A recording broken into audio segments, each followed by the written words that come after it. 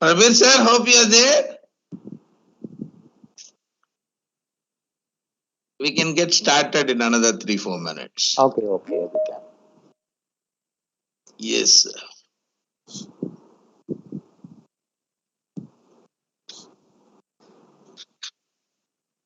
How many registrations you have, Krishna Kumar?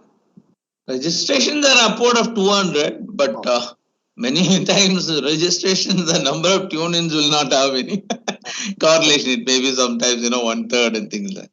People take a call based on, a given day's position and stuff like that. And being a Monday, I'm not really too sure, but we were shared with everybody. We have a database of more than about 2,000, 3,000 people who are majorly actually, alumni who have attended programs with us. So generally we make it upon. They're all top executives in banks, above the AGM, DGM grade. And a few people who are regularly, joining us like academies, trainers and so on. And it's also shared, depending upon the theme of the conference or panel discussion, we end up sharing it with the, exact business lines. Like, for example, this has connotations in trade and other things. So we had happened to share with a lot of our international officers also. We have an international banking group, IBG. So they circularize and then send it. So that way it is. Yes, sir. Warm welcome, Mr. Madhukar Anand, the director, Vijay Kumar sir. I guess you know about him, isn't it? So he has been. Yeah, we have met him twice, I think. Yes. Glad to see you, sir. Sir, Prabir Dey, sir, if you could unmute. Hope you have tuned in. I'm able to see him. I think he's on mute, that's why. Yeah. Please, you may have to unmute, sir. And maybe switch on the camera also. You can see me now? Yes. Hi, sir. So, by the way, I'm introducing Dr. Vijay Kumar. He's a chief strategist with, he's incidentally from your own profession. He was also a professor of economics. So, and he's a columnist, often writes in all the papers. And a lot of prime time channels, you'll see him, and very like you, he's also very busy. So nice to have you, sir, both of you, and we'll have a nice. Though virtually. Prabir Dey sir should have visited our institute. I was inviting him, Madhukar sir. Incidentally, though his institute is in Delhi, he apparently happened to be in Calcutta now. Yes, I am. Yes. So I was asking him that please come and we will do all the this honors. Yeah. Though our trainees are not there in the campus, we are very much willing to invite anybody and everybody who can come. Especially to whom we connect. So actually, we are helpless unless the government of Bengal allows us. Correct. Physical academic sessions, we are not able to do it. We are on a 15 days postponement every time, and we are only endlessly waiting that 115 day will come where this all will be lifted. It's a great place to visit. I had been there pre-pandemic. I was there for 3 days. Yes. Great place. So, Pushpen, if time, please take it forward. Yeah. Pushpen, आपका mic off है. Good afternoon, everyone here.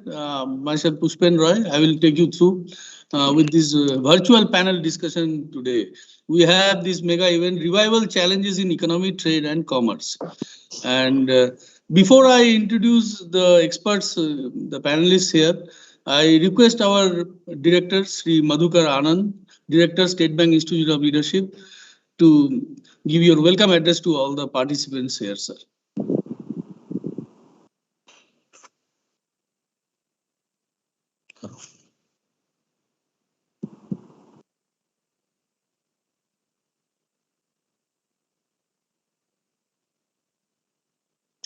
Sir. Distinguished panelists for today's virtual panel discussion, Professor Prabir Dey, Professor ASEAN India Center, RIS, New Delhi, Dr. Vk Vijay Kumar, Chief Strategist, Geojit Financial Services. A special invite to the cohort of executive participants of Indian Bank who are presently undergoing leadership development program at SBIL. Fraternity of bankers and alumni of SBIL, my faculty and staff colleagues of SBIL, Kolkata, and all the registered participants and those who could find time to tune in today. A warm welcome to all of you. On my own behalf, on behalf of SBI and the State Bank Institute of Leadership, I take immense pleasure in welcoming you all to this virtual panel discussion on revival challenges in the economy, trade, and commerce. Let me take a couple of minutes to explain the training architecture of State Bank of India for the sake of the uninitiated to the system. Training at State Bank has always been proactive, planned, and continuous. It has been a century-old concept and an integral part of organizational development. The vast training system of SBI consists of 6 Apex Training Institutes and 51 State Bank Institutes of Learning and Development, geographically covering the length and breadth of the country. The entire training system is overseen and controlled by the Strategic Training Unit at Corporate Center, Mumbai. The 6 ATIs provide the training in their respective areas of specialization. State Bank Institute of Leadership, Kolkata, specializes in areas of leadership, management, and organizational behavior and organizational development. State Bank Institute of Consumer Banking, Hyderabad, provides training on retail banking with focus on marketing aspects and customer service.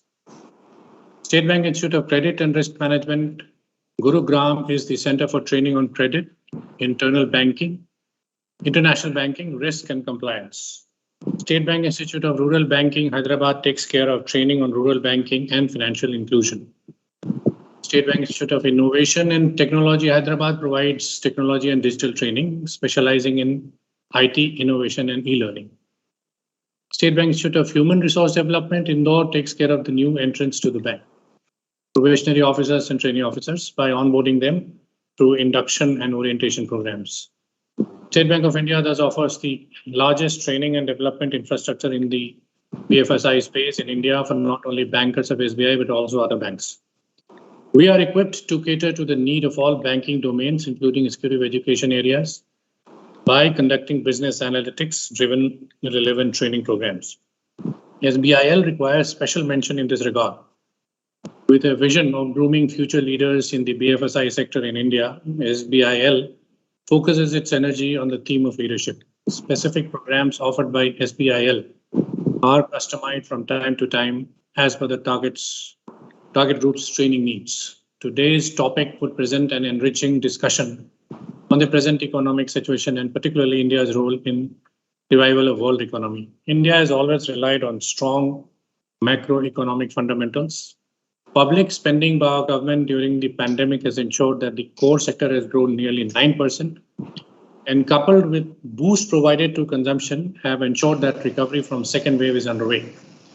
The global economy, though, has witnessed a divergent path to recovery. The developed countries could rely upon penetration of vaccination and economic stimulus offer, which still remains primary challenge that the developing countries are facing, along with the unpredictability of coronavirus. As some of the developed countries are the biggest export markets for India, improved growth in these countries have caused a rapid rise in exports in recent months. Indian exports to US for Q1 of 2021 calendar year was around $15.93 billion, or roughly 1,18,000 crores in Indian rupees. When compared to Q1 of 2019 and Q1 of 2020, it is 7.75% and 11.37% higher respectively. India's total merchandise exports during this FY's first 4 months has been $130.6 billion, or 9,70,000 crores INR, a historic high, about 22% higher than that of 2019. India has so far banked upon robust export of commodities like iron ore, rice, electronics, and engineering goods. With current efforts to establish trade pact with Australia, in the long run, this would provide further opportunity for our export sector. Now the challenge is to revive the sectors of gems and jewelries, garments, and surprisingly pharmaceuticals and chemicals too. To improve upon these figures and reach the $400 billion target for the year, there are several challenges to be overcome. Indian economy and economies of other countries around the globe who are on the same path to post a complete revival face some pertinent challenges. Rising trade costs due to logistical issues that container shortages and high ocean freights pose, or disruptions of global supply chain caused due to increase in crude oil prices, are only a few of the many challenges that needs to be surmounted. Revival challenges in the economy, trade and commerce would thus depend upon providing growth during the current environment, even while containing inflation. I welcome you all once again to this virtual conference panel discussion, and I'm sure you will have wonderful takeaways to work on. Wish you all the best in the days to come and stay connected while being physically distanced. Thank you. Yes. Pushpan, you have to unmute yourself. Sorry. Thank you, sir. In fact, that was the welcome address by our director, State Bank Institute of Leadership, Sri Madhukar Anand. Now, I introduce to our panelists here, the experts in economy, trade, and commerce. So, Dr. Prabir Dey is a professor at the Research and Information System for Developing Countries, RIS, New Delhi. For the uninitiated, Research and Information System for Developing Countries, RIS, is a New Delhi-based autonomous policy research institute that specializes in issues related to international economic development, trade, investment, and technology. RIS is envisioned as a forum for fostering effective policy dialogue and capacity building among developing countries on global and regional economic issues. The focus of the work program of RIS is to promote South cooperation and collaborate with developing countries in multilateral negotiations in various forums. RIS is engaged across intergovernmental processes of several regional economic cooperation initiatives. Through its intensive network of think tanks, RIS seeks to strengthen policy coherence on international economic issues and the development partnership canvas. RIS does a lot of research in areas such as global economic governance and cooperations, trade, investment and economic cooperations, trade facilitations, connectivity and regional cooperation, new technologies and developmental issues. Professor Dey is the head of ASEAN India Center, AICRIS. He is also an adjunct fellow of the National Maritime Foundation, NMF, New Delhi, Institute of Chinese Study, New Delhi, and South Asia Network and Economic Modeling, Dhaka. Dr. Dey works in the field of international economics and has research interest in international trade and development. He was a visiting fellow of the Institute of Developing Economics, IDE, JETRO, Japan, Asian Development Bank Institute, ADBI, Tokyo, and visiting senior fellow of United Nations Economic and Social Commission for Asia and the Pacific, Bangkok. He obtained MSc in Economics from Calcutta University and PhD in Economics from the Jadavpur University, Kolkata. He has contributed several research papers in international journals and written books on trade and development. His recent book includes Act East to Act Indo-Pacific, India's Expanding Neighborhood, published by the Knowledge World, New Delhi in 2020. He is the founding editor of the Journal of Asian Economic Integration, published by SAGE. Welcome, Dr. Prabir Dey. Our second panelist, Dr. Vk Vijay Kumar, is a known expert here. In fact, welcome, sir. We are seeing you many times in the past also. Dr. Vk Vijay Kumar, a highly respected figure in academic circles in Kerala. Dr. Vijay Kumar joined Geojit in 2010, prior to which he was working for Sri Krishna College, Guruvayur, as the head of economics department. Dr. Vijay Kumar has an MA and PhD in economics from Calicut University. Dr. Vijay Kumar is known for his articles on economic issues, which appears regularly in the print media. He is active in discussions on economic issues in TV channels. He regularly addresses investor meets organized by the company and offers investment advice to both new and savvy investors. As Chief Investment Strategist for Geojit Financial Services, Dr. Vijay Kumar speaks on topics related to capital market, financial planning, and wealth management, Indian and both global economy, central banking with emphasis on monetary policy, government's fiscal policy, including the budget, etc. He was formerly expert member working group on NBFC Planning Board Government of Kerala and has lectured at the CEU Central European University Budapest, Hungary as a visiting faculty in 2006. A keen observer of financial markets, Dr. Vijay Kumar has presented many papers and delivered many lectures on the capital market in national and international seminars. His paper, Financial Innovations, Boons and Disasters, was judged the best paper in the international conference held in Loyola College, Chennai in January 2009.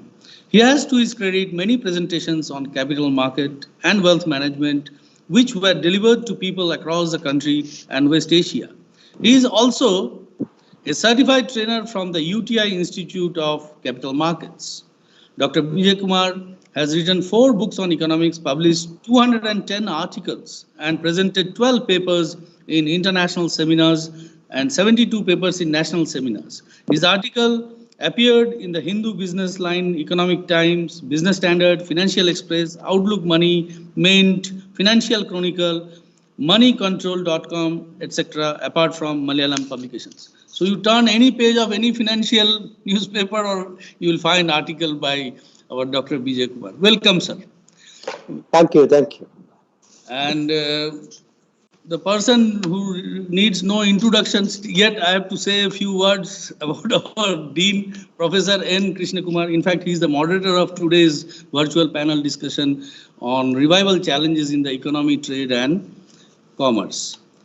Professor Dr. Narayan Krishna Kumar is a bank executive turned academic turned leadership trainer coach. He is currently Dean and Head of Academics in State Bank Institute of Leadership.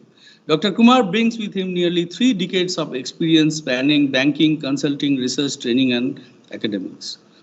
His academic profile includes graduation in commerce and mathematics. He did his post-graduation in management with specialization in banking and finance and is a rank holder. He was awarded PhD in business administration for his work on risk management by the Central University at Aligarh, Uttar Pradesh, commonly known as Aligarh Muslim University in 2005. He also earned colors by various other academic research pursuits from universities, professional institutes, industrial associations, including Indian Banks Association, through his scholarship and fellowship. He is an accredited trainer and visiting professor in universities, business schools, and training colleges. So, I welcome all of you. Thank you. Dean, Thank sir, you. the floor is for you now to moderate on revival challenges in the economy, since a lot of challenges we are facing in this COVID-19 pandemic. And I believe all the audience will have a very insightful virtual panel discussion here. At the end of the discussion, we will have a question and answer session also. I request all the attendees who are here, the participants can type their questions at the end of the virtual panel discussion. Sir, the floor is yours. Thank you. Thank you, Pushpen, and thank you. Warm welcome to all the panelists today. Very distinguished panelists we have, so it is upon us to make use of them and then to answer, as you correctly said, the various questions that perhaps the delegates will have. It's also true that we were getting a lot of questions at the time of registration itself, and many of those questions are already factored in the questions that I'll be flagging off to the experts now. So we can get going, and broadly we'll be handling the questions in a round robin way. I'll be pitching with Dr. Vijay Kumar and Professor Dey, in a fashion of round robin, and then let's see how it goes forward. We'll take a realistic view of the time also in while ideating many of these questions. I'll take the first question to Mr. Vijay Kumar.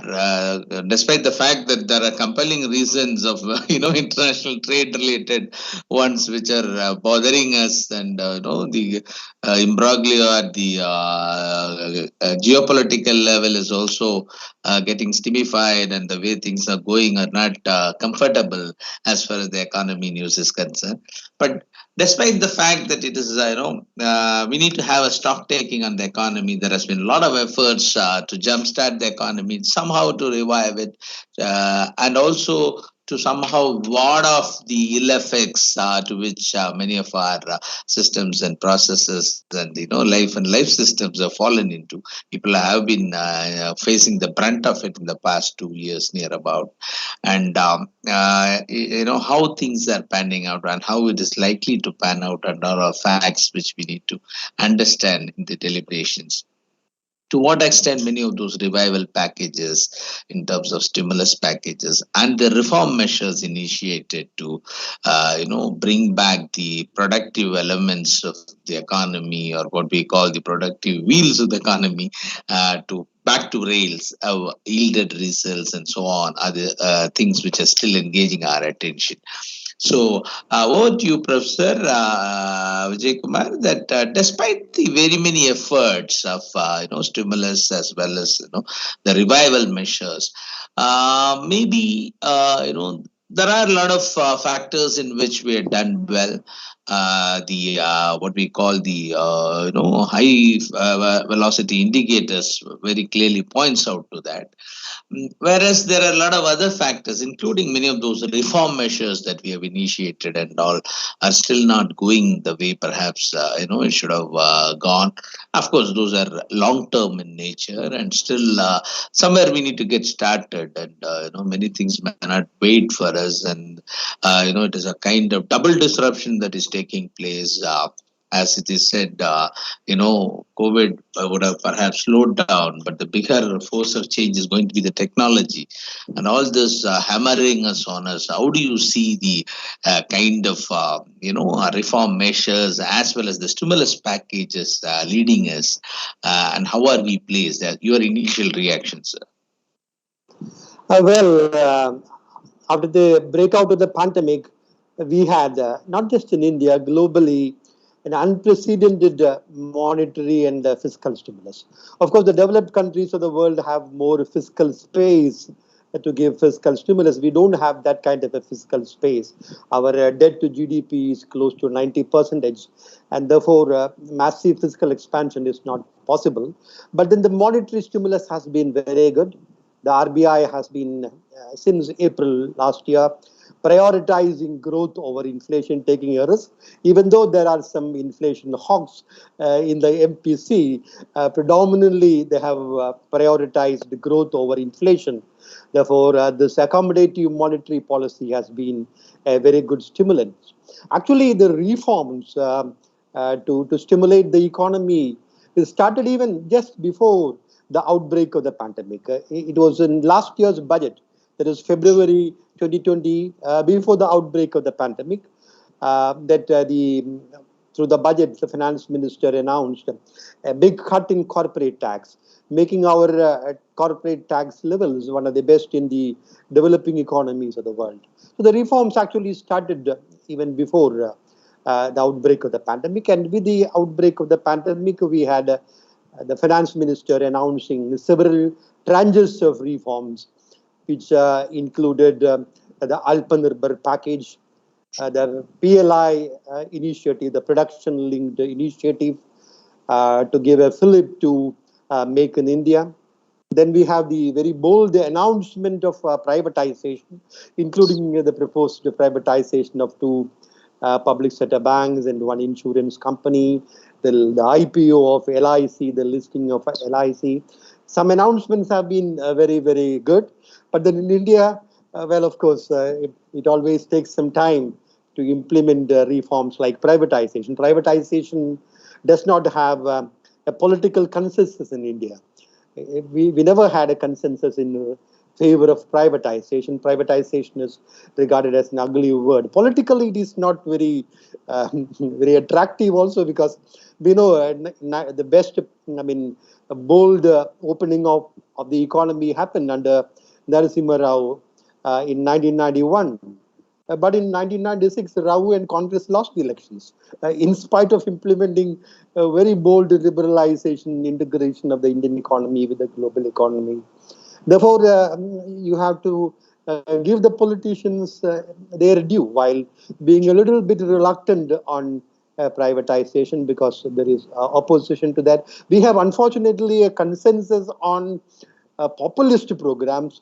When it comes to increasing reservations, well, there is a consensus cutting across party lines, because it pays political dividends.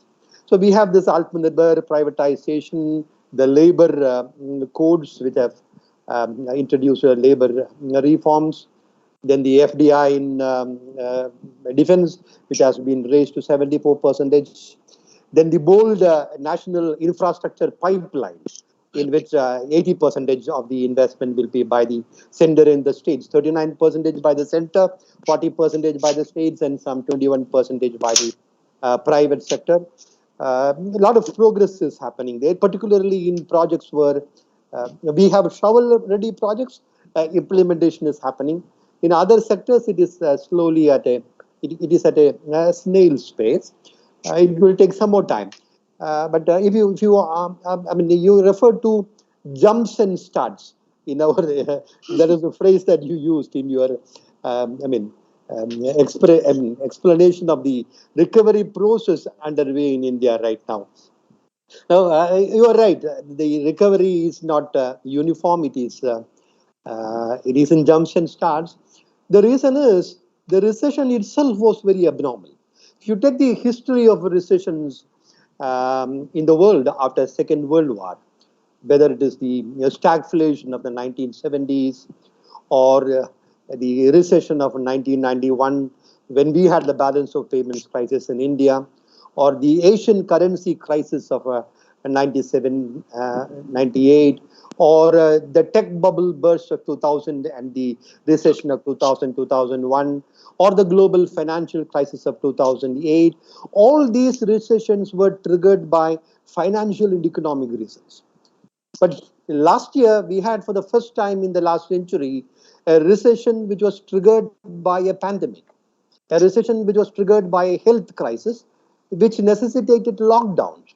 So when lockdowns, unprecedented lockdowns are implemented, well, the economy will experience an even growth only if the economy is completely opened up. Even now, there are lockdowns in many segments. For example, take the case of cinemas, for example, the entertainment industry, which employs large number of people. 90% of the cinemas are not open. The transportation travel is still in a limbo. Therefore, transport industry, aviation industry incurred huge losses last year. Since transportation is in the limbo, the hospitality industry, the hotel industry, is operating at a very low capacity utilization. So we will have an even economic recovery only when the economy is fully opened up.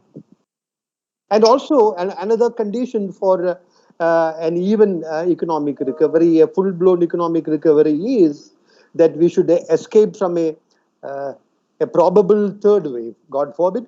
But then if a third wave happens, like it has happened in many countries, which necessitates further lockdowns, well, the economic recovery will be again impacted, negatively impacted. Thank you, sir. Yeah, talking about the connectedness in the economy and the globality of our economy now, ever since we got opened from 1991 onwards, as you correctly said. The India trades with the world, and we cannot be insular to what is happening outside. But unfortunately, the same trade got heavily affected. I'm now taking this particular question to Professor Prabir Dey to understand more about how the trade thing got affected. Immediately after the aftermath of the pandemic, and the shrinkage in trade terms was very real when all the trade services stopped. Your countries went in for lockdown, and a country like India had one of the strictest lockdown in the world, and all this heavily paid, poorly, showed on our trade terms. Incidentally, of course, since we are also equally dependent on imports, maybe that also did not happen. And, on the deficit front, we were better off. But the fact remains that there was a big shrinkage in terms of trade happening with the outside world. And the initial phase was very bad. We all know that near about, continuous quarters we faced. Our exports went for a toss, and many of the exporters found it very difficult to pull along. And as we all know, that at least 50% of the exporters are also in the SSI kind of or MSME kind of a sector, and the debilitating effect that had subsequently, hit them was very real with order cancellations and so on. Now, it showed some kind of a pickup in the immediate past quarter, and things were looking up. It was almost around the same time that we are also now talking of directors made a mention of that. We are talking of a lot of trade pacts with countries, at least at the early harvest pacts with the Australias, Canadas, EUs, and UKs of the world. And maybe still to what extent the free trade agreement level of this one we are it comes subsequently, isn't it? So how are we placed in trade terms, and how do you see this, the way the last 2 years we have been impacted by it, and do you see a kind of silver line coming out? What do you propose? Thank you very much. Thank you. Yes, I'm unmuted sometimes. Thank you very much, Professor Krishna Kumar, for the invitation. First of all, I'm grateful to the director, Mr. Anand, Mr. Puspen Roy, your colleague, Professor Dr. Vijay Kumar here, whom I'm meeting first time. It is an excellent occasion to reconnect with my home state, my domicile. So it's a good opportunity to come back, and why not? State Bank of India's origin is in this part of the world. So thank you very much for investing in the state. Nowadays we don't have that opportunity. So and we have brilliant officers here, and I see there's 100 plus your colleagues have joined to listen to this odd time. So thank you very much. So let me answer to the questions you have asked. First of all, the worst part of international trade, which India has, you rightly said that India has suffered, and in terms of order cancellation, it is over. Till October 2020, that was a great damaging and very concerned situation. But things have changed. But if you see the last May to July quarter, these 3 months, India has achieved global trade of 110 billion, which is more than what it used to be in the pre-COVID period. So May, June, July in 2019, and if you compare May, June, July in this running year, we have actually exceeded the one which used to be in 2019. But there is a complacency. We should not be very, very, happy with the situation, because this rise in 2021 ongoing, it's because of the pent-up demand, sudden increase. If this kind, things will disappear very quickly. This is not the original organic thing that we expected. But when you are in a crisis, at Dr. Vijay Kumar rightly said, he introduced some of the incidences, global financial crisis, Asian financial crisis. So every crisis also offers an opportunity. And I think the India's opportunity here, which India has done, and Dr. Kumar will be speaking more, in terms of some structural reforms. When we don't have an economist has nothing to do, or engineer has nothing to do, we write books. We write op-eds. But when I have a lot of the things to do, and we have, things to, I've got to go to the field to work, clean up the muds, then we don't have time for writing books. This is the time when, we don't have nothing to do in exports. 2020, we have done, and I've seen some of the things that, first time introduced to the Indian economy, like if you closely follow up that there are some subsidy scheme in India was actually challenging WTO. It is called anything that Indian in the name of market linked initiative, for Indian exports. That was challenging WTO because countries cannot abruptly give any sort of subsidy, which subsidy is bad so far the trade economics is concerned. So India, realized that something has to be done because of tiny small exporters and importers.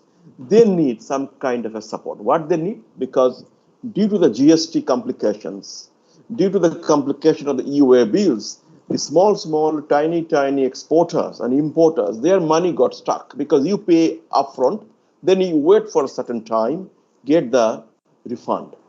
And in this context, in last year, after the crisis, when we went for a stimulus, when massive stimulus, 10% of our India's GDP, and when the orders that got cancelled, Indian government, Minister of Commerce, Prime Minister's Office, Minister of External Affairs, and many others, the Reserve Bank, Central Bank of India, they realized that we have to come out with a kind of a structural reforms. That's what I read it in this way.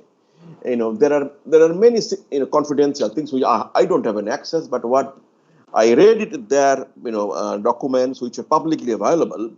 They introduced a scheme after a lot of consultation with industry associations, with think tanks, with individual experts like Dr. Vijay Kumar and many others. It is the scheme called ROTTEP. In short, it is basically, refund of duties of taxes on export of inputs. That's what. Why it is, this was notification issued just last week. And Indian government is expecting that to reimburse something around 20,000 crores of rupees under this scheme to these small, tiny exporters and importers whose money they got lost because of order cancellations, or they are unable to get the refund due to the complication in the systems, and etc. So this is what the futuristic reforms that the government has introduced. Now, as you know, Dr. Kumar, that international trade is not a kind of a zero-sum game, right? I can have a deficit, my country can have a deficit, but some other country can have a surplus. And the trade economists don't believe in deficit and surplus game. Today's deficit can be tomorrow's surplus, and tomorrow's surplus can be deficit in day after. There are many incidences if you look at a horizon, 100 years, 150 years. So in given that, two major initiatives, which I don't see the political color.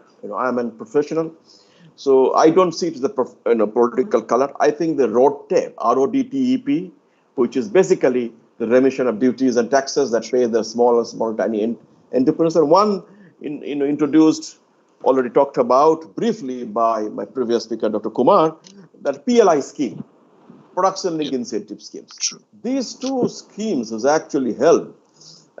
Just soon after, we had a first wave, till the second wave coming, these 6-7 months actually helped our exporters and importers, international trade, to bounce back.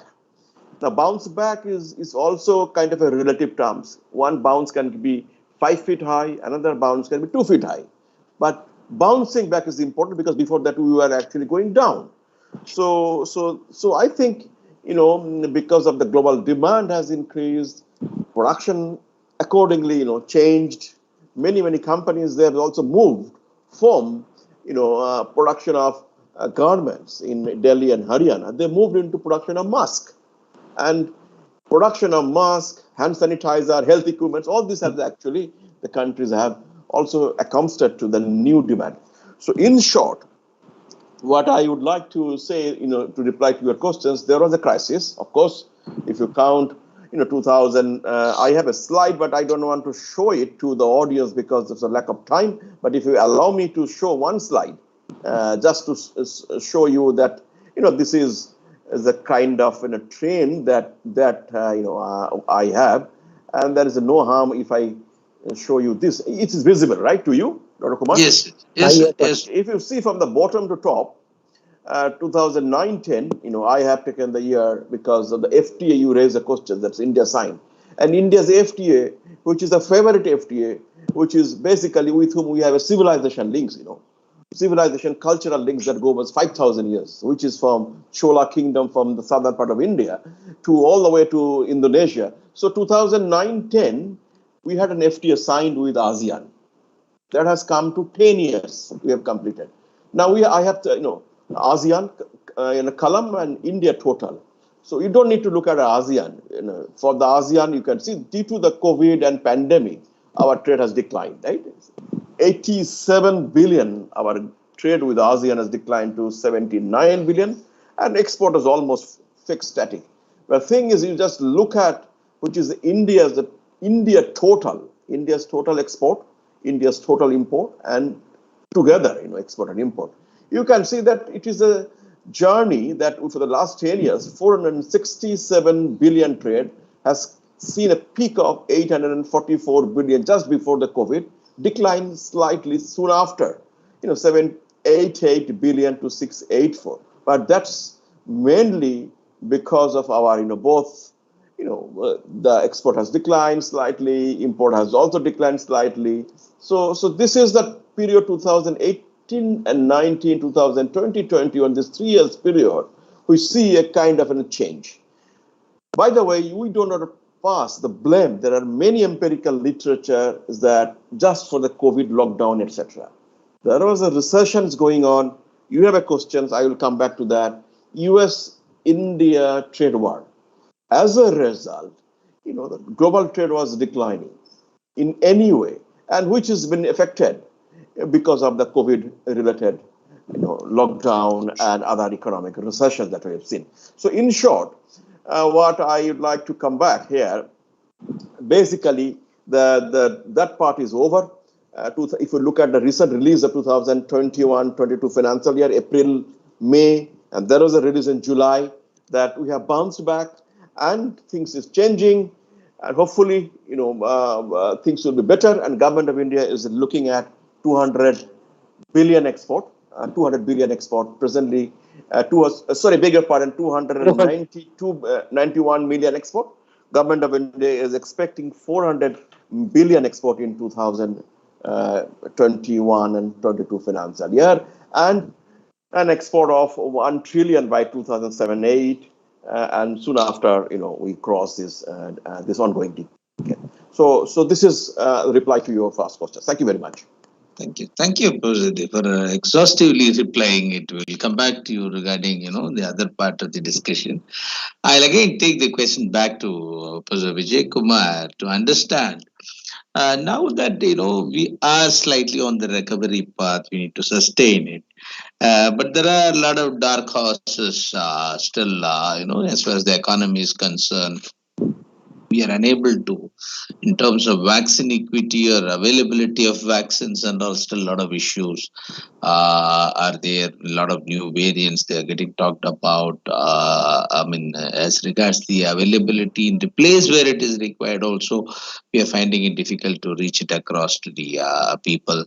The children of less than 18 years are still not part of the so-called vaccination drive. We are talking about testing. Recently, there has been news by the Johnson's, vaccine being allowed for emergency use, but they have said that such vaccine would be available only by March and so on. So, to what extent many of this, and of course, there is also somewhere along the, the pandemic-related stimulus or support packages, including health-related support, getting slightly cut, or government is finding it difficult to put money on this, and partial withdrawals and such other things are seen in some other states. It is not that the same way earlier people are allowed to get admitted and so on. What, according to you, we are fighting plethora of challenges in managing the pandemic time, and that is affecting our revival is very evident. But what, according to you, is the amongst the various challenges that we are talking about, which are the ones which are really hurting us in when we are talking about reviving the economy and so on? Yes, as you rightly said, we have a plethora of challenges. But the most important challenge, in my assessment, is uh, the Delta variant and how it is going to spread. The latest news from Israel is that Israel, we know, is far ahead of other countries, even developed countries, in terms of vaccination. They have given 2 doses to 76% of their population. And in spite of that, Delta variant is spreading very fast now. In spite of 2 jabs for 76% of the adult population, they're having this third wave, and some people say it is the fourth wave. So that is a major concern now. We are on the recovery path, and recovery is very sharp and strong in some sectors. It is very weak in some sectors, and recovery is not happening in some sectors, as I have already explained in my preliminary assessment.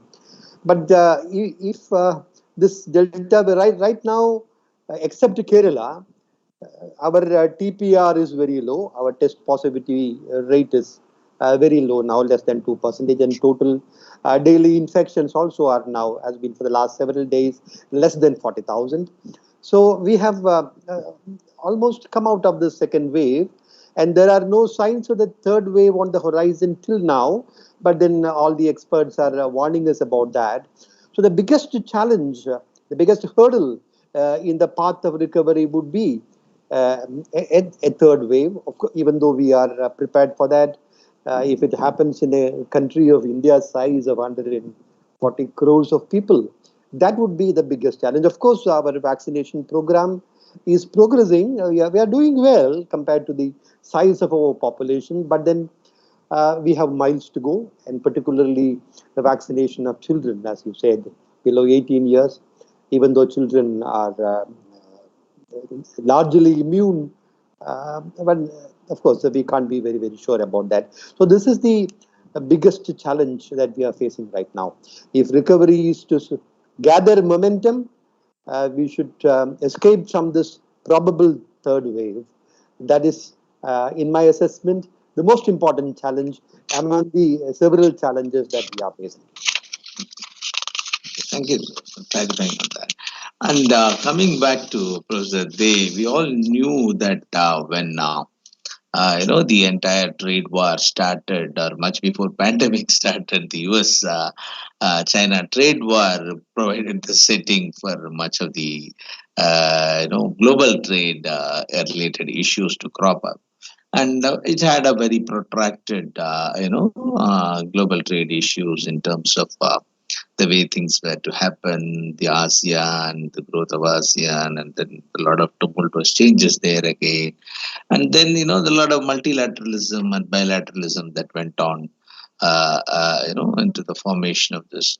Now, going by, as a kind of backdrop to the whole of this, we also saw that there was a change in the administration in US, the way trade is handled. The Biden administration was voted to presidency, and a lot of things were talked about. By hosting China as one of the ticklish issues in the whole run up to the election. That's how the whole thing was fought. And now that the Biden administration has taken charge, how do you make out of the U.S.-China trade war, and where is the global trade headed, and what should be, or to what level India is playing its part, or is it getting impacted? Yeah, thank you. There are many issues you have raised. One is that U.S.-China trade war, that high phase is going away. So U.S. and China both have started sorting out their issues. As you know, buy American means that Americans want the deficit country, surplus country to come and invest. Or they buy the treasury bills, U.S. treasury bills. That's what they need their money to be back there. Dollar has to be very strong currency. So also it goes by the national pride, and it's addressed that story. Now, if you look at that, President Trump has actually wanted to come back. He could not.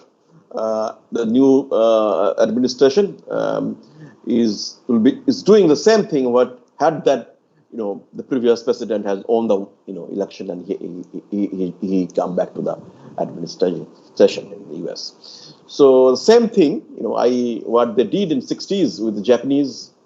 And same thing is continuing. I think this government, both at the Beijing and the Washington, they have been sorting out their issues, and there are some indicators coming. But what happened?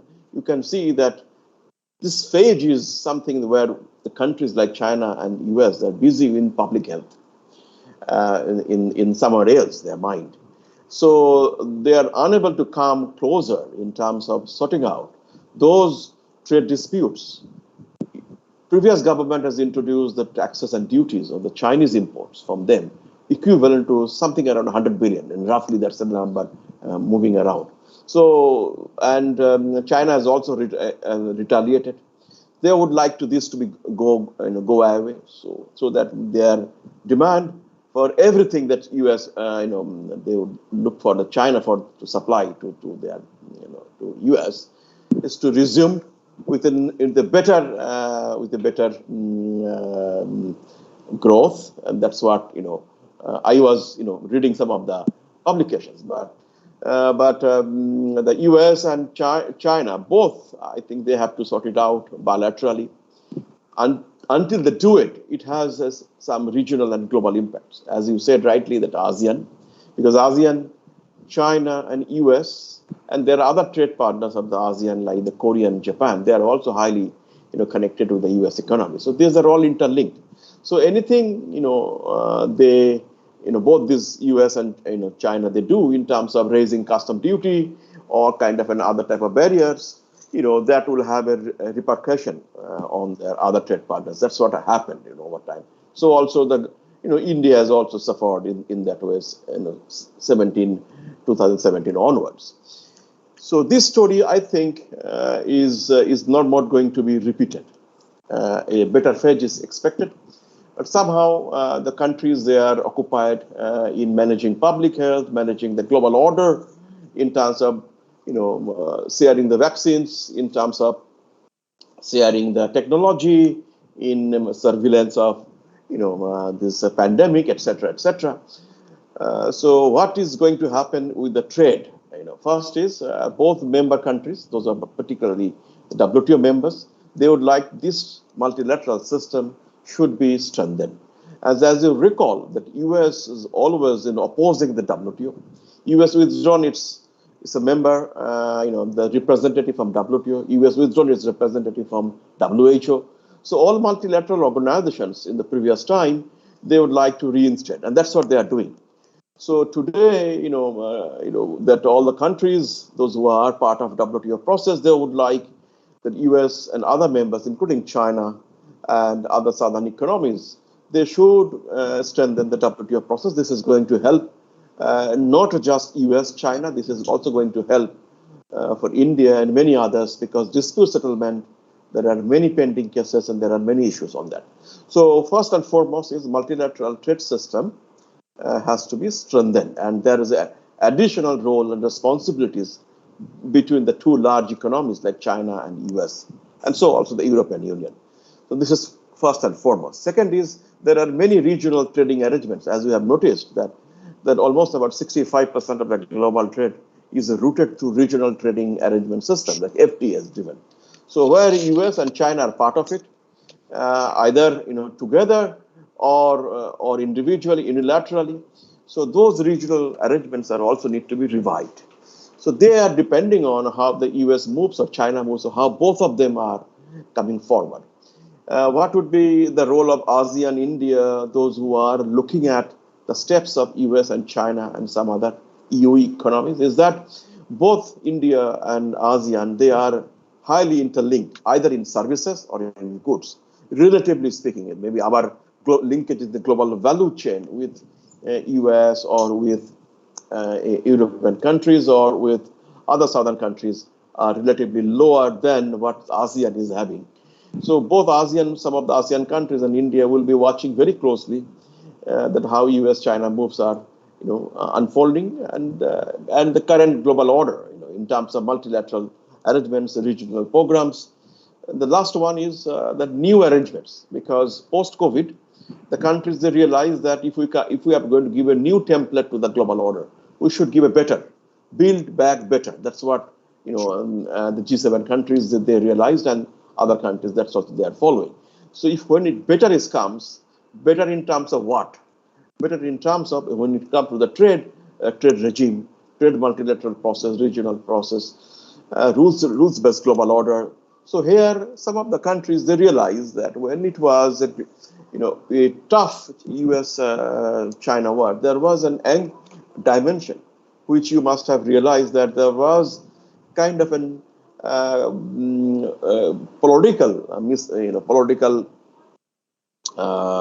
between US, China, and many other trade partners of the China because of Chinese Belt and Road Initiative.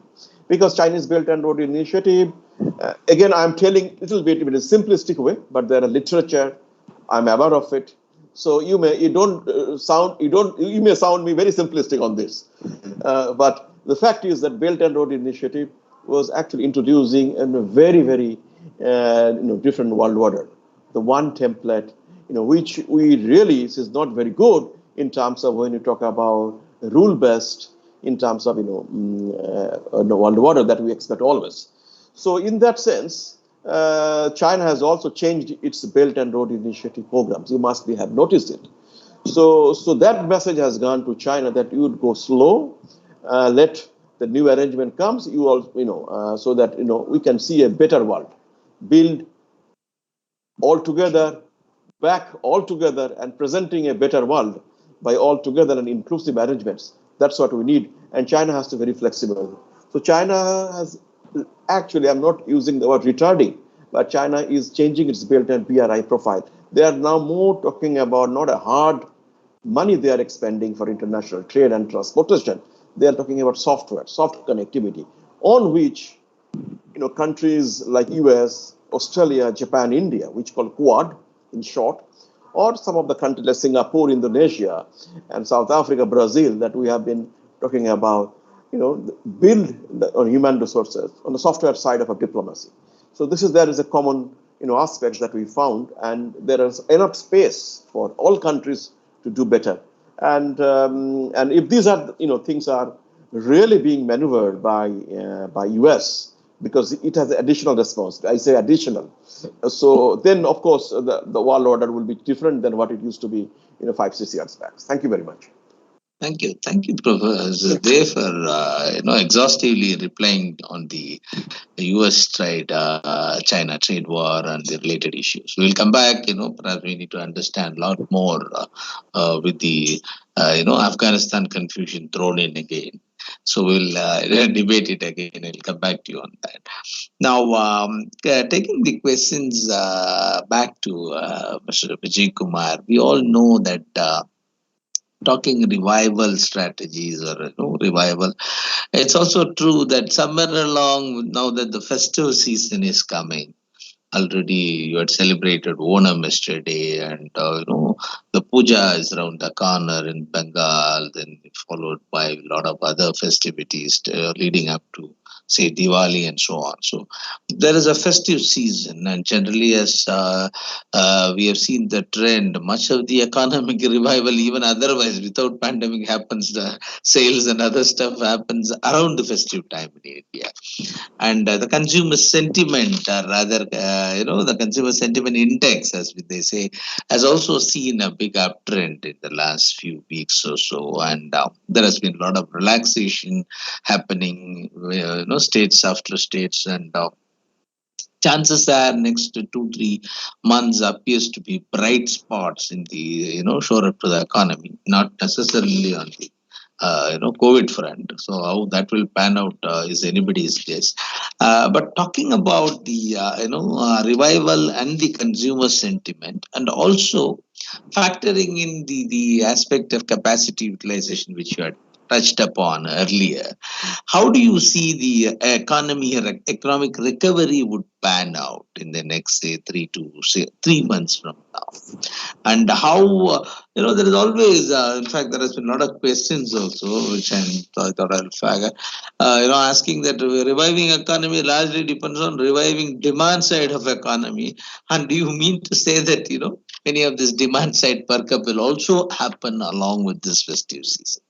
What is your prognosis? When we talk about the revival that is underway in India, we should appreciate the fact that this is a K-shaped recovery.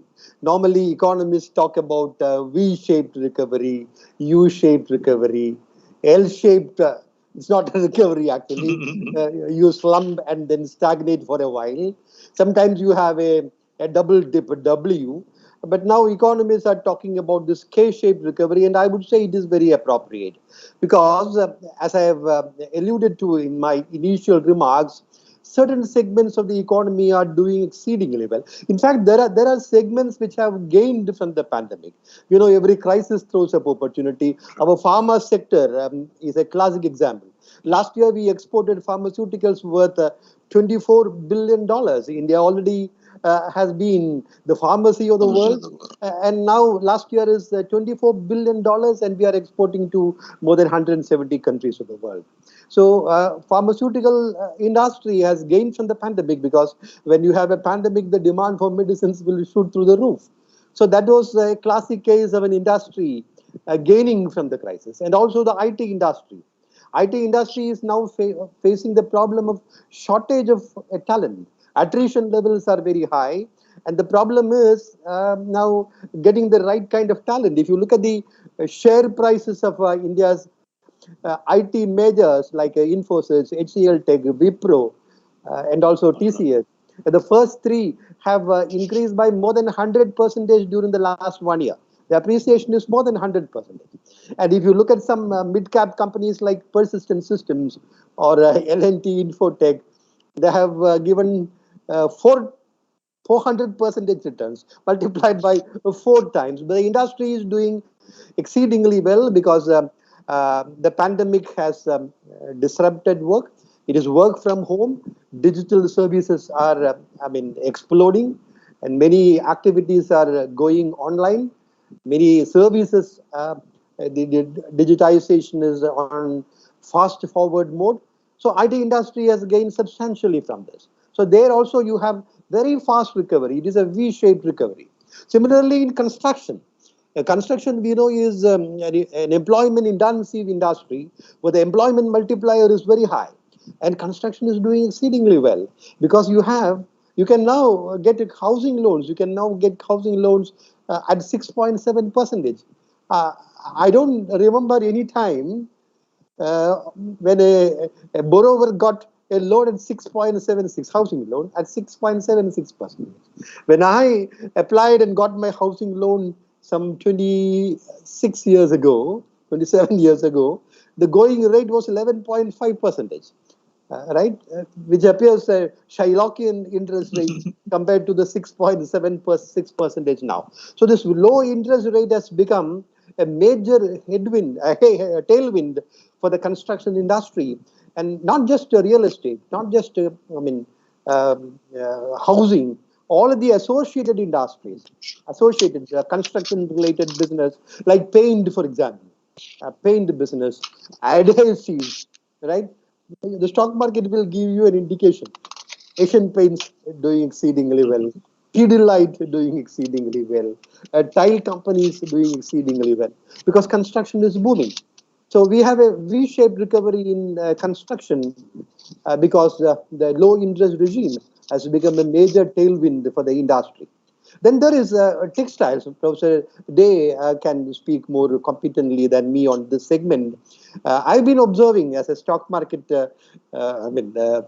specialist. I've been looking at the performance of large number of companies which are in the business of textile exports. Now, home improvement is a major area now because work has shifted from offices to home, right? So work from home has become a new normal, particularly for IT companies. TCS has a new program called the 25-25, uh, which means only 25% of their employees, and mind you, TCS has 4.68 lakhs of employees. Only 25% of them are going to work from office by the year 2025. The rest will be working from homes. So homes are becoming workplaces, and home improvement is happening in a big way, not just in India, all over the world. And that is why Indian companies which are exporting, for example, bed sheets, right? There are Indian companies which are in the wellspuns of the world. the wellspuns of the world. They're doing exceedingly well because demand is booming, and the stock prices also have appreciated by more than 3 times during the last 1 year.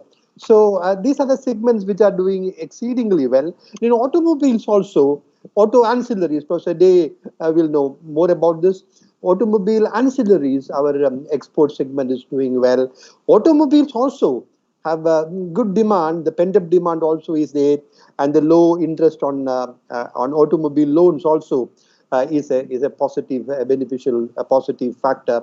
But the problem they have some other headwinds like chip shortage. Chip shortage has suddenly emerged as a major, headwind for all the automobile companies, and chip shortage is going to stay for a while. But then our auto ancillary space is doing reasonably well.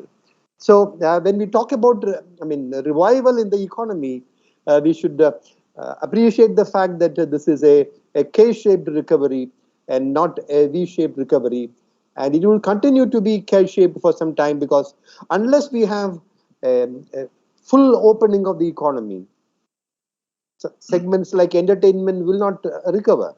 Unless you have full opening of the economy, travel and transportation, travel particularly, will not recover. Unless travel recovers full throttle, the hospitality segment cannot recover, right? You may be having thousands of excellent five-star hotel rooms available, but then the problem with hotels, that is one reason why ITC is facing a major headwind, even though their FMCG segment is doing well. Their capacity utilization levels in the hospitality space is very low. So that segments, in spite of, you can give a lot of stimulus, but then the stimulus will not solve the problem here. That's why I say that complete opening up of the economy will be the best stimulus for economic growth now.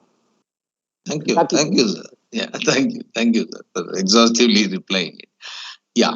Now I'm coming back to Professor Day. I still remember having read that report immediately after, pandemic struck. One of the earliest report which Professor Day has submitted along with this team of economists and RIS, titled COVID-19 Challenges for the Economy, Trade and Foreign Policy Effects. So I still remember, how you said first things first, and you said how things will pan out and all, the monetary stimulus part, fiscal stimulus part, and all that got discussed there, and the structural reform and all. And then you say that you need to follow it up with global and regional trade and foreign policy effects. So somewhere along, the first things first is all, good in theory, but is it the way that's panning out? I want to know, one. And there seem to be a lot of spoilers there as well, especially when you're talking about, foreign policy effects. Now that, a lot of course, you can't call it a black swan event, the Afghan crisis that is anytime it was expected. Right? So, but many of these things are, delaying. Our foreign minister is running from one country to another to somehow stave off, to bring back our brethren who are, stuck in Afghan. So much of imponderables in the way things are panning out.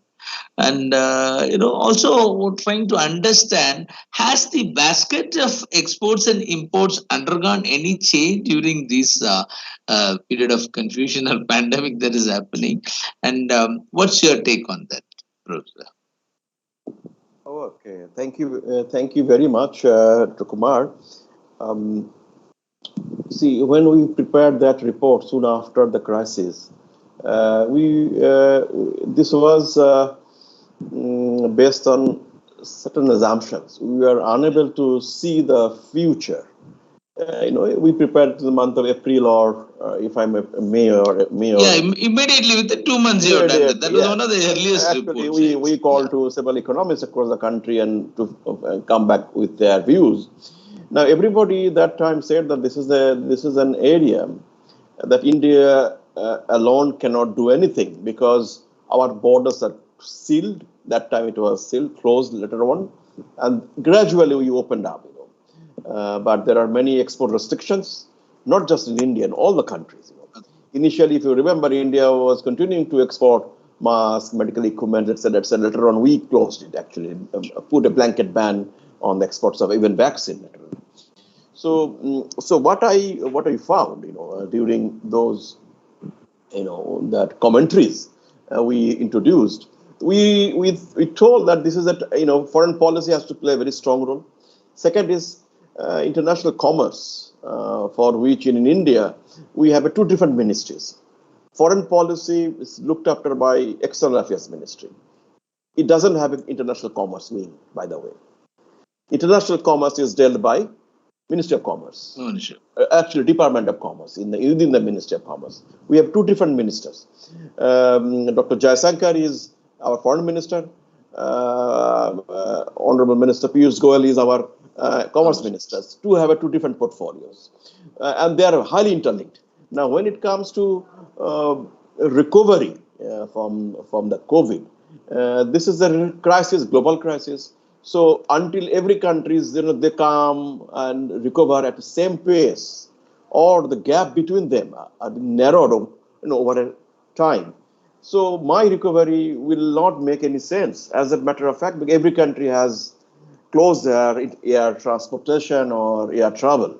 So if Indian 100% population is double vaccinated by December 2021, but if neighboring Bangladesh or China or any other countries, if they don't have the same, the flight between them won't resume. So in what I meant by this, giving this example, that sometimes we do foreign policy assumptions may come out unrealistic, given the larger scenario that we face, and looking at the COVID or pandemic related challenges. There are many certain developments happened thereafter, but which we could not address in their report. So, for example, the countries, they're exchanging their vaccine, they're sharing the technology. The countries, they are coming next to another countries who are suffering from technology, suffering from COVID crisis. So those things, which we thought that may not realize so soon, but the countries, they realize this is a global challenge, and everybody has to come out of it, and otherwise they won't gain much with the recovery. Recovery won't make any sense. So build back better means it is an inclusive for every countries to come on together, including China. So, and this is where we expect some of the larger economies to play a greater role, and in terms of pandemic management, so that we don't have same scenario in the future. Plus, when it comes to the foreign policy challenges, remind you, in between we had a border skirmish, with the China in the border, True, absolutely. and we had, and that continued for a pretty long time. In between, we had several other international events on which India has played as a strong role. Because look at the Indian economic size and its population and geographic space. All over the world, it demands India to play, because of its long-standing, foreign policy activities related to foreign affairs. Every country is expect India to come forward. So India has been playing, and our foreign minister is a super diplomat, and so he has to travel all the time. And he has a special aircraft. You might be knowing it, So he is also saving money, by the way, and not to buy a business expensive class ticket.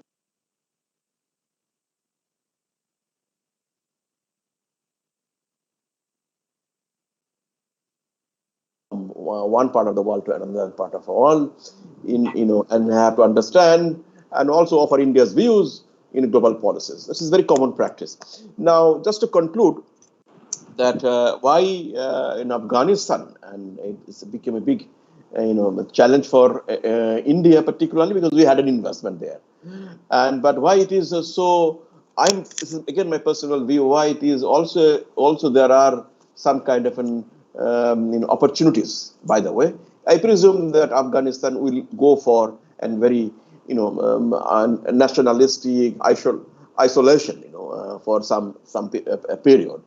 So what that means that US will be, no more will be busy in that way in Afghanistan. So they will be looking at some of the countries where they have some interest, and India also having that interest as well. For example, Myanmar, which is our India's neighbors, they are border, and in the Myanmar is another golden land of opportunity for all over the world, and also for India. And we have a land border, maritime border, and Myanmar government, of course, this time they have to open it up for the democratic power to come in, because the US and many other democratic forces, they now have some additional time to look at Myanmar. Earlier, they're all busy in somewhere else.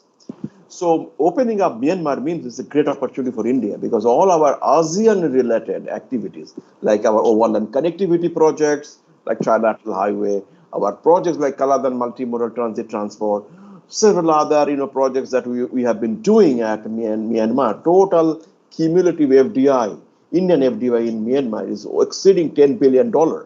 And within having a total development cooperation, developmental aid, accumulated for last 10 years is also crossing 4 billion. So there's a huge stake in India is having, and India-Myanmar relation, let's go, date back to our history. We have a, common culture, common tradition, and in many ways the common language as well. So I think this is where, Afghanistan is, somewhere engaged in their own development process. Myanmar will be freed from the junta government and democratic forces to come back, and that will help India to having more integration with Southeast and East Asian countries, and also in the Bay of Bengal region. So that's what I think. I see this could be 5 to 6 months or a 1 year kind of an arrangement. Again, this is my pure personal view, and it is not the view of my office or where I belong to. Thank you very much. Thank you for sharing your views candidly, and I'm sure that people would have understood, that part of it. And coming back to Dr. Vijay Kumar, we were, when talking about revival of the economy, we also knew that, as you were already pointed out, the inflation playing some role, including on the food inflation part and perhaps the fuel inflation part also.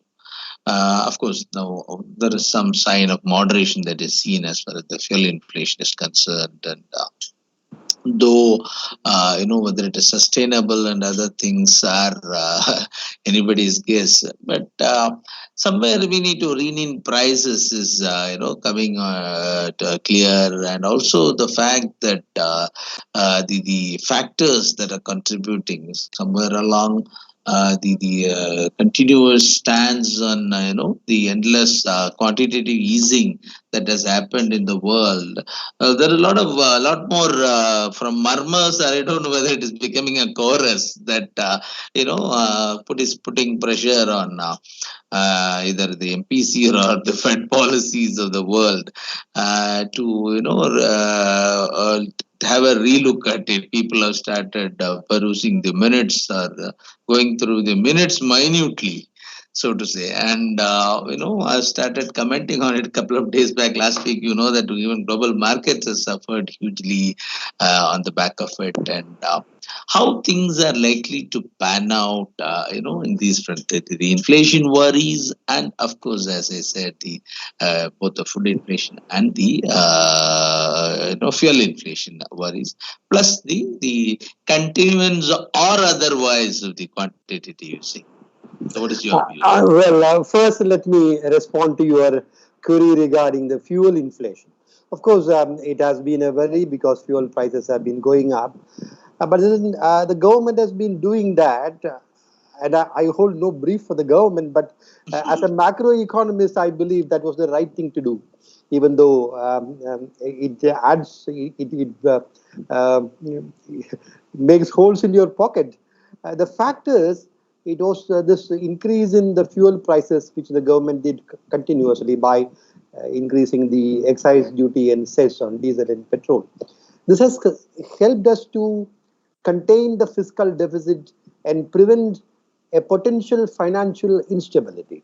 Now, something which most people do not, I mean, even in serious discussions, one point which is not discussed is the issue of financial stability. It is very important that your fiscal deficit to GDP, your current account to GDP, your public debt to GDP, your forex reserves, all these are very, very intricately connected. And once you have a problem in one segment, we all know what happened with the taper tantrum of 2013 when the rupee went for a 6, right? Because our macros were not in a very strong position. So the finance ministry this time, particularly the chief economic advisor, uh, Krishnamurthy Subramaniam, in my opinion, has done a very good job in ensuring financial stability. Our financial stability is very strong, and that is partly because of the increase in fuel prices that has been impacted, that has been affected. And also, it is important to understand the fact that this has not resulted in a big cost push inflation.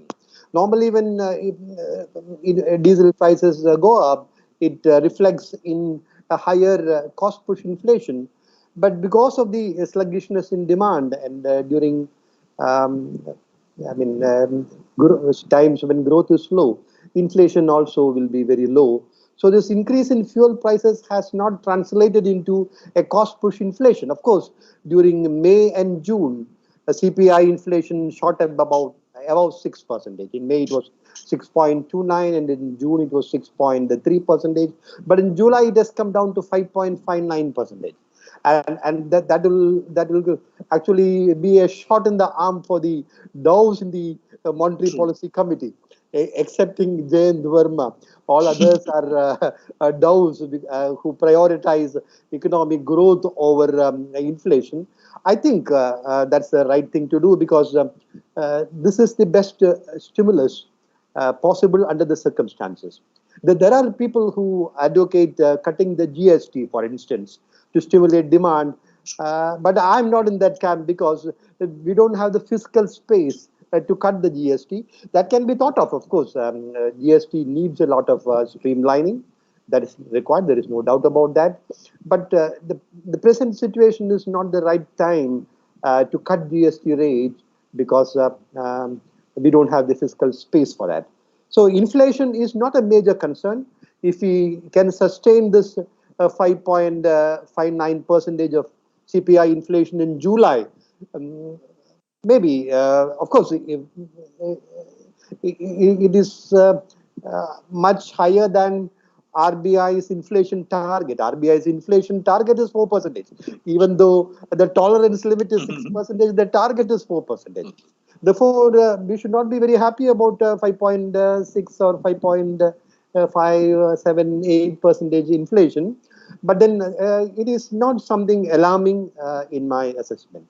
We will succeed in containing the inflation genie, prioritizing growth, and once growth becomes sustaining, then we can certainly we can think of raising the reverse repo rate, normalization, and all that.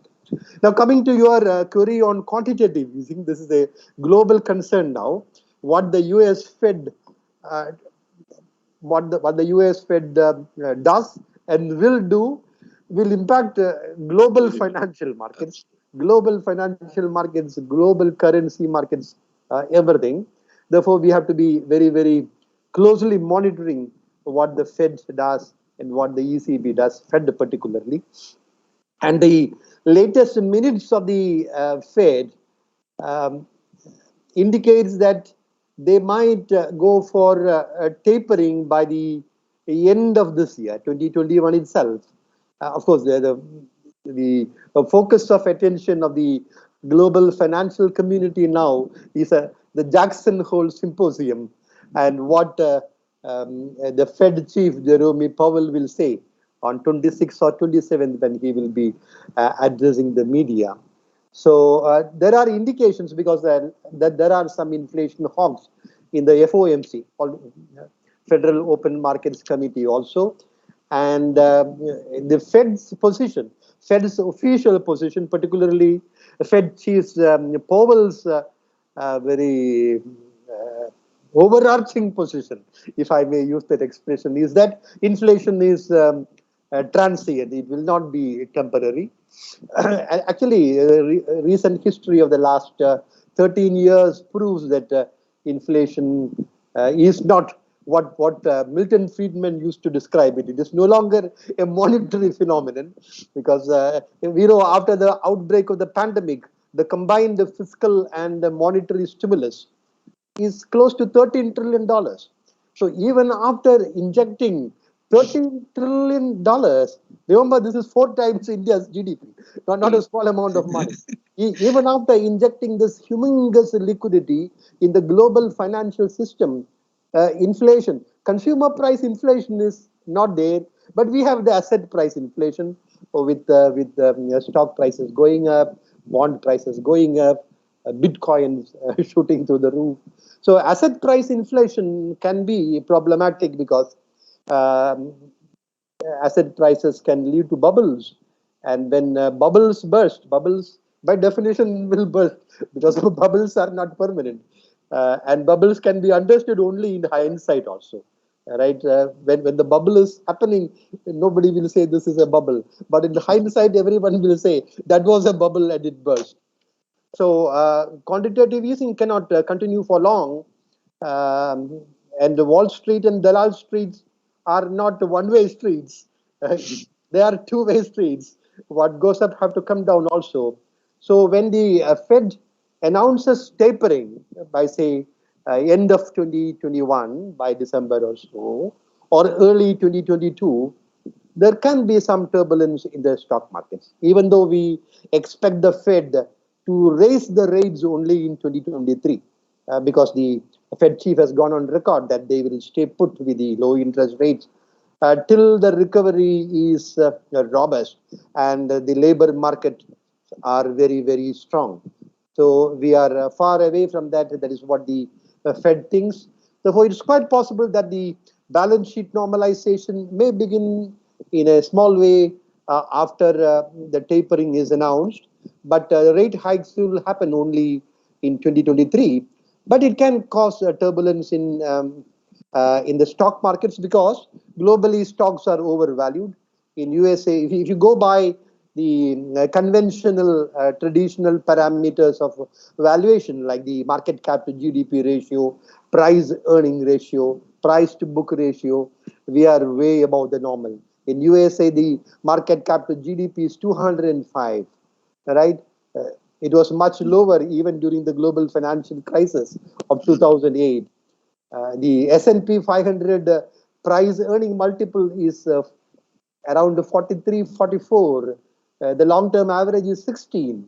So miles away from the normal. If we talk about India again, our market cap to GDP is now around 110. The long-term average is only 77. Our PE ratio, now the forward PE, I'm talking about the 12-month, the forward PE is around 22, whereas the long-term average is 16. Price to book is above 4, 4.4, but the long-term average is 3.4. If you go by the traditional parameters of valuation, the valuations are high. And when the valuations are high, some trigger can bring it down.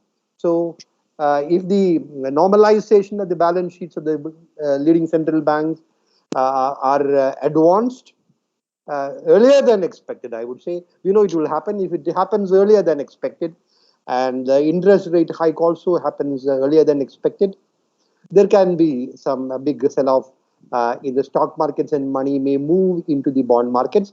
But this alone is not the condition for the market to correct. If you go back in time, during 2003, 4, 4, 5, global stock markets were going up because the global economy was on a song. Even sub-Saharan Africa was growing at more than 5%.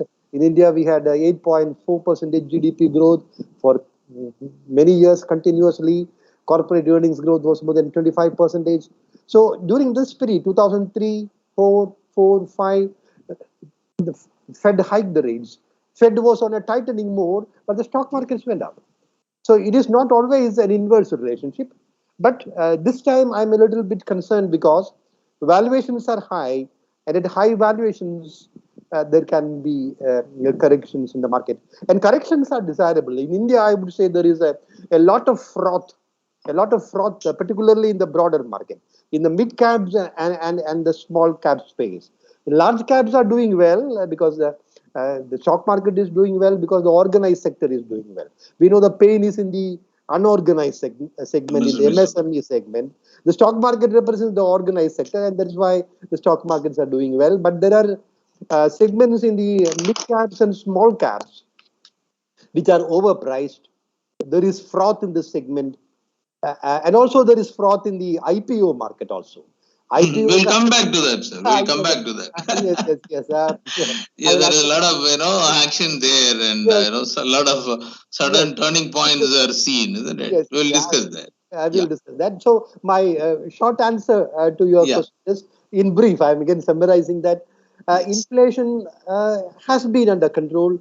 I believe inflation will not go out of control, and we should be prepared to tolerate a little bit of higher inflation for higher growth, because we need higher growth. And secondly, regarding quantitative easing should end. It will end when we do not know, but we can expect indications regarding tapering by the end of this year or early next year. But rate hikes by the Fed will happen only in 2023. That's your prognosis. Very good, sir. Thank you. Thank you for plugging it off. Coming back to our Professor Day regarding, I thought I'll discuss something more on basically the trade economics part, as well as, the supply chain changes. So much got talked about immediately post, pandemic, how the supply chain changes would, create a lot of new supply chains and so on, and how the ASEANs or the Vietnams of the world or Bangladesh of the world and all will become, and plus India's of the world will become, major beneficiaries of that by with shifting global supply chains. In retrospect, when economy slightly got opened, there was some changes. It was definite that some relocations did happen. But somewhere along, it is also noticed when I speak to our trade finance bankers, they always say that all these, imports from China or whatever has all come back to the full, and getting back new supply chains, or bringing a new supply chain equation to the framework is easier said than done. Despite the fact that the so-called logistic costs in the world has gone up terribly, so that perhaps import the same thing from China, they're perhaps spending maybe. That is the only option available to them, or so on. And we also know that though we talked about creating supply chains, be it for say APIs in the case of pharma, or the fab ecosystem, when we're talking about Professor Vijay Kumar had pointed out the because of non-availability of chips and so on. Right? So we are still dependent on a China or a Taiwan and things like that. Many things of global supply chain related ones are easier said than done. Creating capacities take time. Creating many of these alternative routes take time. So how do you see this there? And, there has been very big economic losses also that resulted by continuing with these supply chains by many of those importers or exporters. Right? So, how do you see in the, post-pandemic or immediate past, how are we still being competitive in the export world is what, perhaps would be a brainer for all of our bankers as well as people who have tuned in for the larger benefit of the audience, if you could explain that. Right. See, the trade is, as you know, Dr. Kumar, it's the dynamic. It is always a dynamic scenario. It is not a static. And anything we look at, the change in composition of trade or a change in composition of trade partners, it's not a short-term scenario. If you live aside in a Maldives or some Caribbean islands or Pacific, our trade partners are primarily, it is the China, USA, and the Middle East Gulf. There are the three trade partners. And our top 25 trade partners, they together handle both in export and import 70% or 70% with them. Now, there is a rigidity, fixed. Why? Because if you leave aside our petroleum, oil, and lubricant import, if you set aside the things that we do, we don't see massive change in the pre-COVID. India, first of all, India is not part of global supply chain networks. India is not part of global value chain network. I'm talking about, when India is not part of it, it's not majorly, in that way, like China in a sense. What we have been doing more into a domestic market and trade and value chain linkages, both regional and global, with our FTA partners. And this is a kind of a very safe and riskless programs and packages that we have been doing. Now, there was a move for FTA, as we have understanding, until 2014. Thereafter, India hasn't signed any new FTA, except converting trade in goods into a comprehensive arrangement with the Mauritius. The rest of the things, we are actually not coming with any FTA. There is a kind of an anti-FTA move in the country. The fact is that FTA is the only way, you can expand your export. Or in other words, FTA is the only way, not the essential way, but in a way, major way to having a more market access of your goods and both as well as services. Now, in that sense, there is, as you have seen, that India has also opted out of RCEP, on which we have spent almost about a decade. Whether it is good or bad, I'm not going to debate it here. Since India has taken a decision, so it is a closed chapter. But look at it when you said, that India's supply chain arrangements, kind of things. One is that in the COVID time, we thought that we will have some new supply chains because American companies, Japanese companies, Korean companies investing in China, they are coming out of China, looking for a place to invest. So, but they didn't come to India at all, or even they went to all with Vietnam to some extent. Why? FTA. Why FTA? Vietnam is the only country in the world. It has a signed FTA with all major power trade blocs, be it in EU, be it in USA, be it in Japan. It is a member of ASEAN.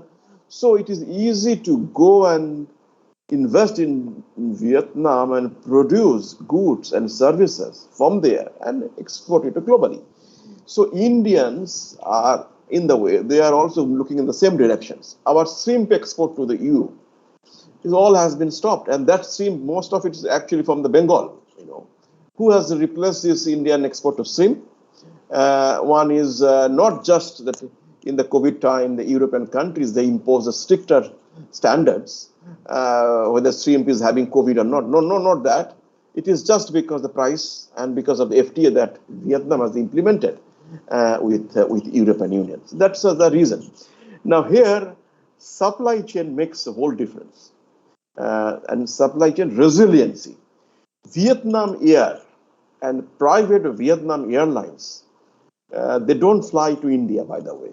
They don't fly. But they carry their cargo all over the world, with whom, particularly with their FTA partners. So it means the logistics sector is the key. Our mutual recognition agreement with our partner countries is one of the important elements.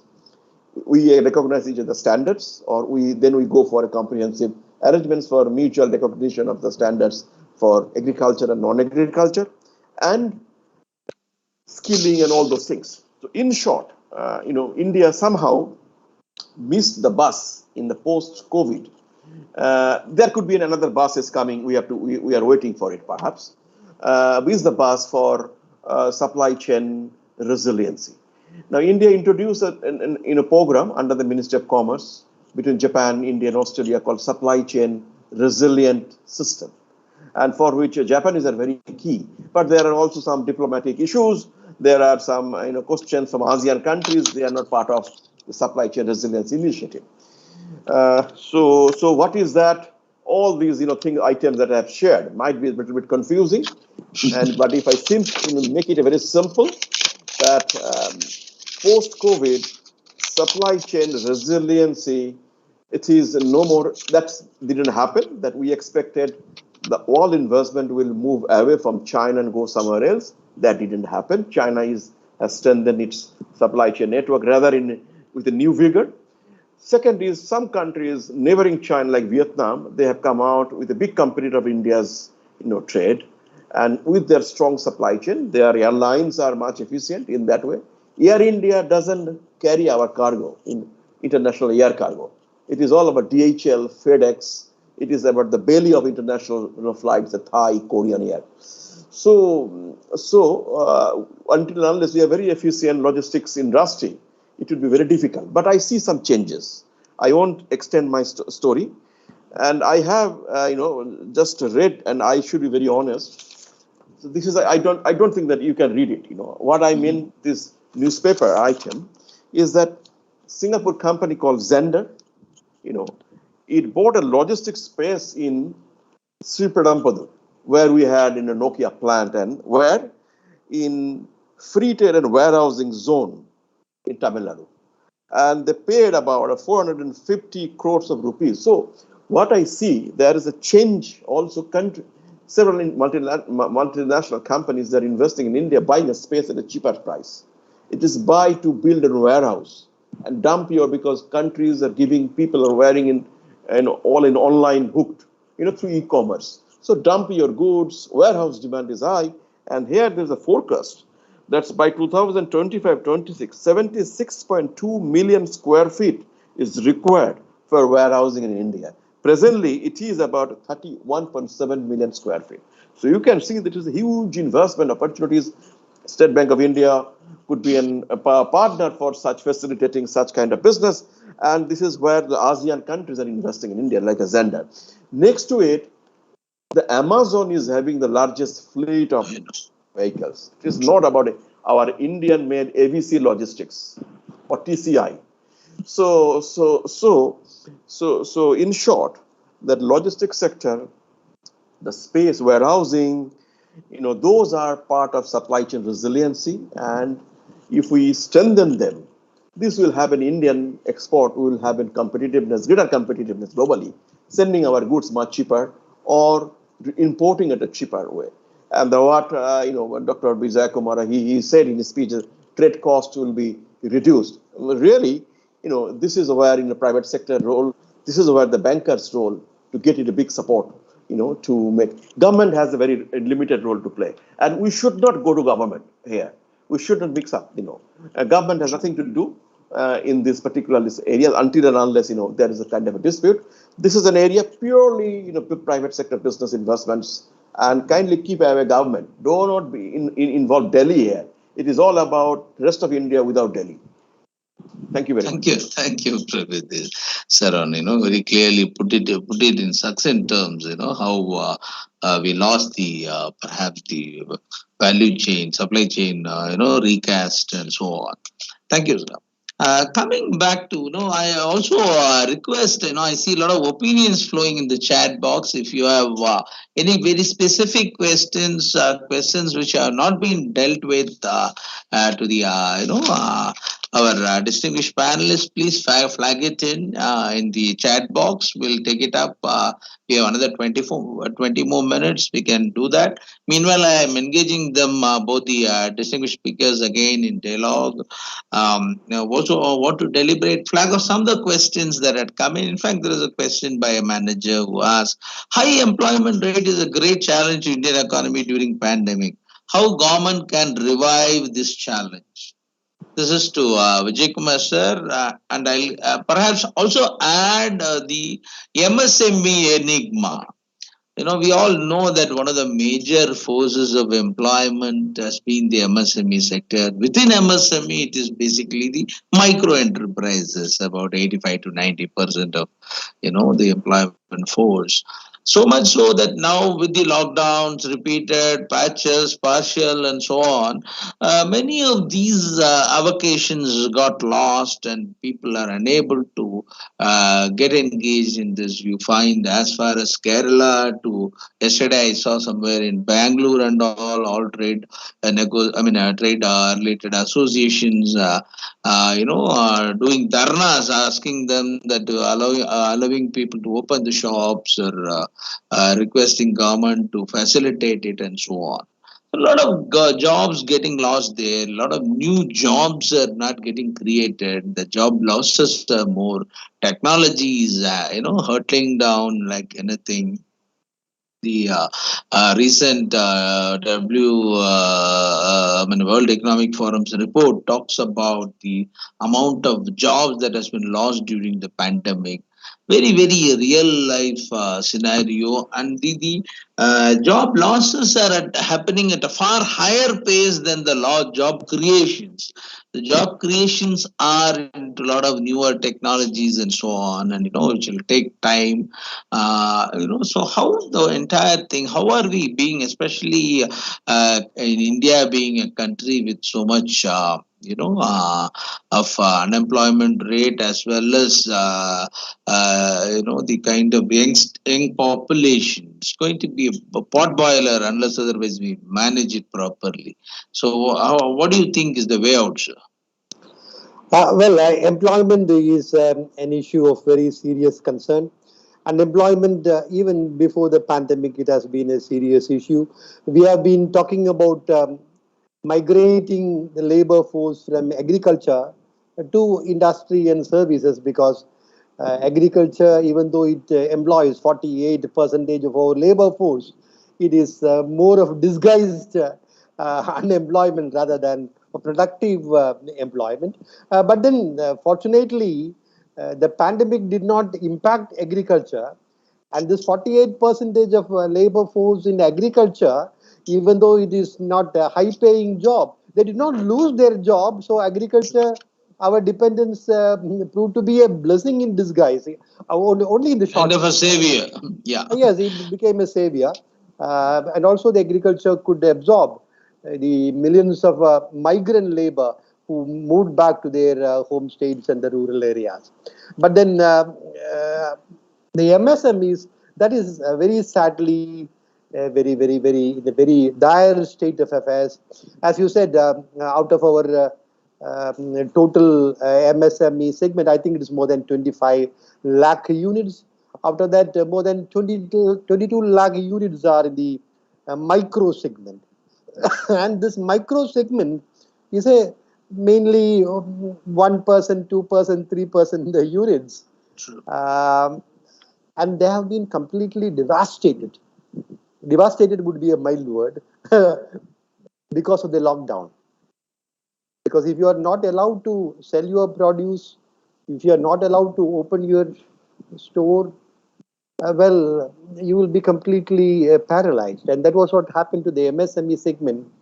And very sadly, a large number of these MSMEs will go bankrupt. To put it very bluntly, I don't like to say this, but then that's the reality, because when you are closed for 4 months, 8 months, 1 year, and you have to incur your overhead cost, your overheads do not go down, right? Your interest payments have to be made, your electricity payments have to be made. right? So even if the government has been giving some concessions, but then that is only very very little relief. So sadly, a large part of the MSME segment will be impacted. But then there are many units in the MSME segment, more than 11,000 odd medium-sized units, which have most of them have come back and they are doing well. So our long-term goal in employment generation should be to to go for high growth, because a 1% increase in GDP means 4 lakh new jobs directly, and the several millions of jobs indirectly, particularly in segments like construction, where we know the employment multiplier is very high. That should sustain. That is why I emphasize the importance of continuing with the accommodative monetary policy and the low interest regime, which the Monetary Policy Committee is, focused on right now. So the long-term goal should be industrialization, creation of more labor-intensive segments like textiles, where our exports are doing well. And also, there is a lot of focus. One area where I want to supplement what Professor Day said was, of course, I completely agree with him on his observations regarding the supply chains and value chains, how China is far ahead of us. But then, because of this recent crackdowns, regulatory crackdowns by China on their own technology firms, like the Alibaba Group, the Tencent, 1.5 trillion of market cap has been lost during the last several days, because the stock prices of Alibaba, Meituan is the Chinese counterpart of our Swiggy, right? So Alibaba, Meituan, Didi, Tencent, all these stocks have taken a big beating. And also, for some stocks, their apps have been taken. For some companies, the apps have been taken away by the RBI government after the listing on the US exchange, right? So the foreign investors have lost faith in the Chinese tech companies, and they are looking at India. And therefore, we can expect a lot more of foreign investment in the startup space in India. Swiggy has only been a beginning. Paytm will be another very major issue that is going to come up.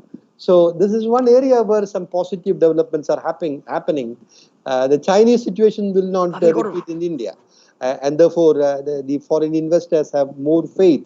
And that is where one area where we should be focusing on. We should convert this crisis in China into an opportunity in India. But coming back to this question of employment, high employment can be generated only through high growth, particularly in manufacturing, and also in segments like services, where software has become a major generator of jobs.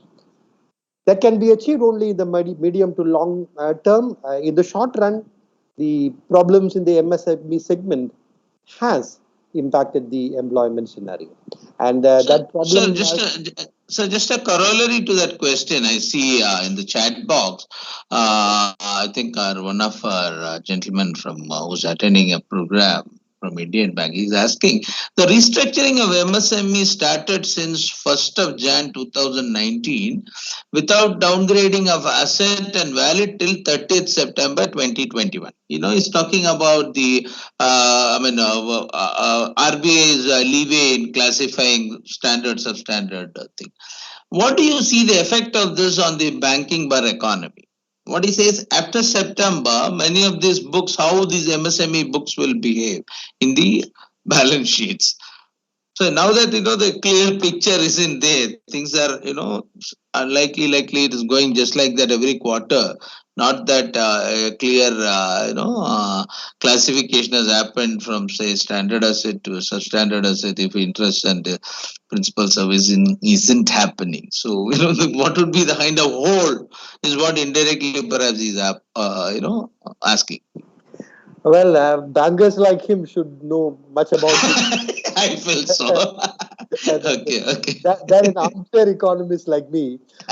The government had announced as a part of the revival package, stimulus package, the government has also announced Okay. collateral-free loans to Yes. MSMEs where the government gives the guarantee. It's a collateral, I think 3 lakh crores of rupees, which has been hiked again. So that is collateral-free loans, and most of it, and banks have been very happy to give that because it will not become bad in the books of banks. The government will be taking responsibility for that.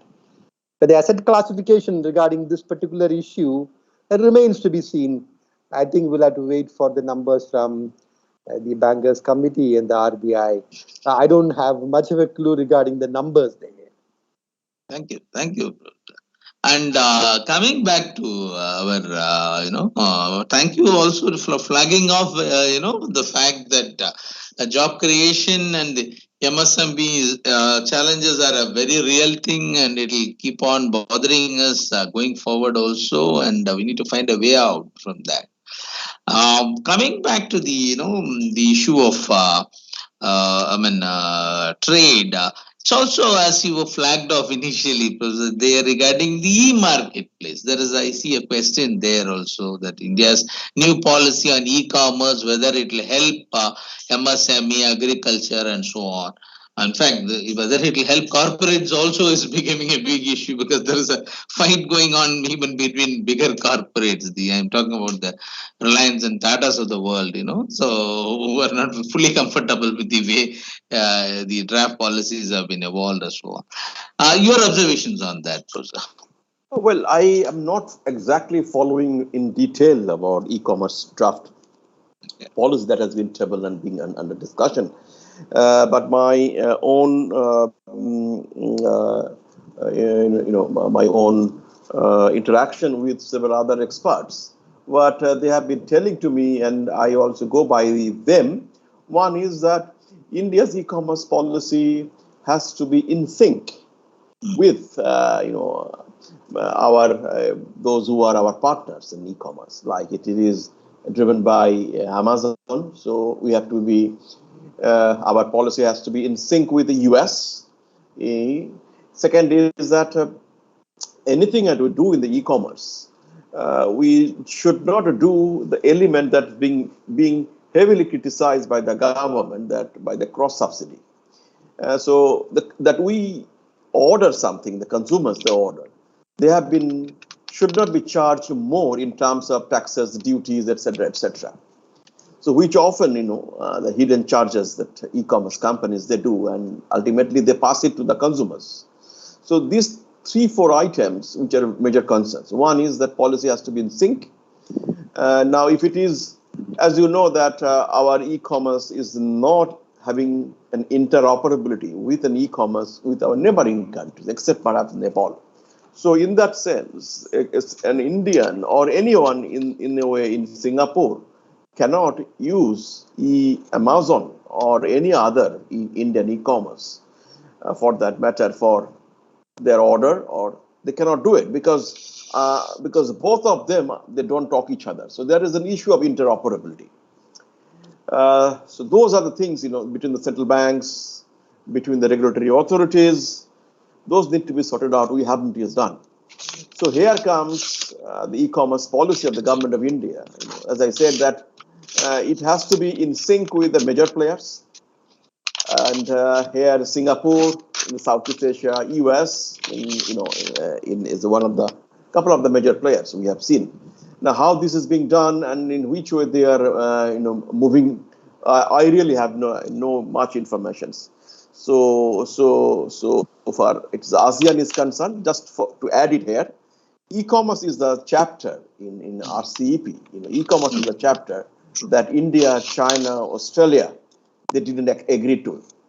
And before we left ourselves, that means certainly, that domestic content of the products or services, there are issues with larger firms providing e-commerce of services. There are many, issues between them and the countries on duties and taxes and other kind of charges. There are issues. Those are not yet sorted out between, countries like in RCEP context. In anywhere, India has left RCEP, and the rest of the countries, 15 countries, they somehow managed to sort it out, and they have gone ahead and signed this agreement. But tell you that yet RCEP hasn't yet come in place. It is not yet implemented. It is signed, but it is not yet ratified. Neither it has been implemented.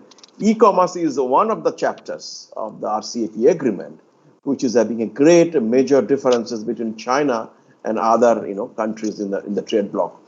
So and that is why if you look at any kind of an FTA, we avoid coming with a chapter on e-commerce, be it in BIMSTEC, which is being negotiated, be it with India ASEAN, where FTA is being reviewed, or any others for that matter. There is a question in also you have asked, how much is going to help in agriculture? Trade in agriculture. I think this is purely limited.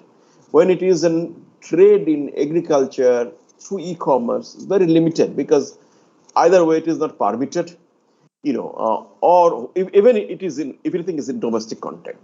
So when it comes to international trade, this is not yet taken a step.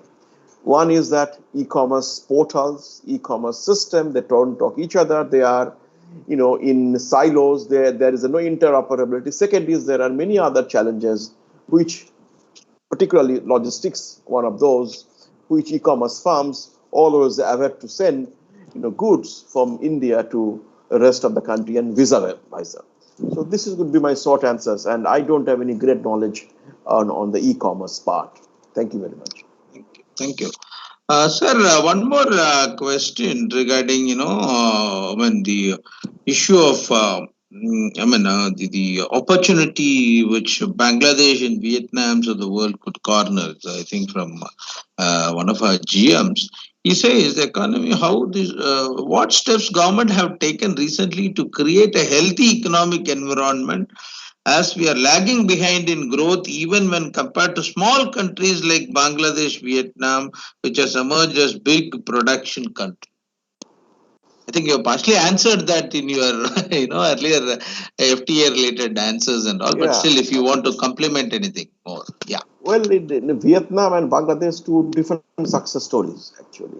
Bangladesh is LDC, and its production which is going to the world market. It is basically through GSP, Generalized System of Preference, that Bangladesh gets from European Union and US and many others for their garments.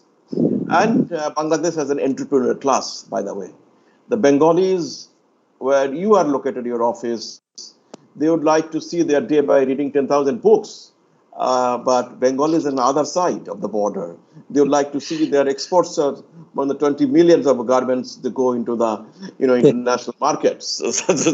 So in a way, the Bangladesh has been receiving enormous GSPs. So also the technology, so also the standard, and those actually help them when they have an entrepreneurial deal with them to divert that into different areas like pharmaceuticals and like other products, processed foods, and many other bicycles, for example. So there are many success stories, best practices this Bangladesh offers to India. That's why in the COVID time, why its growth rate is higher than India. We should not compare, by the way. Bangladesh is simply 250 million economy. But remember what Bangladesh exports in the garments. These are ready to buy, very quick kind of stuff.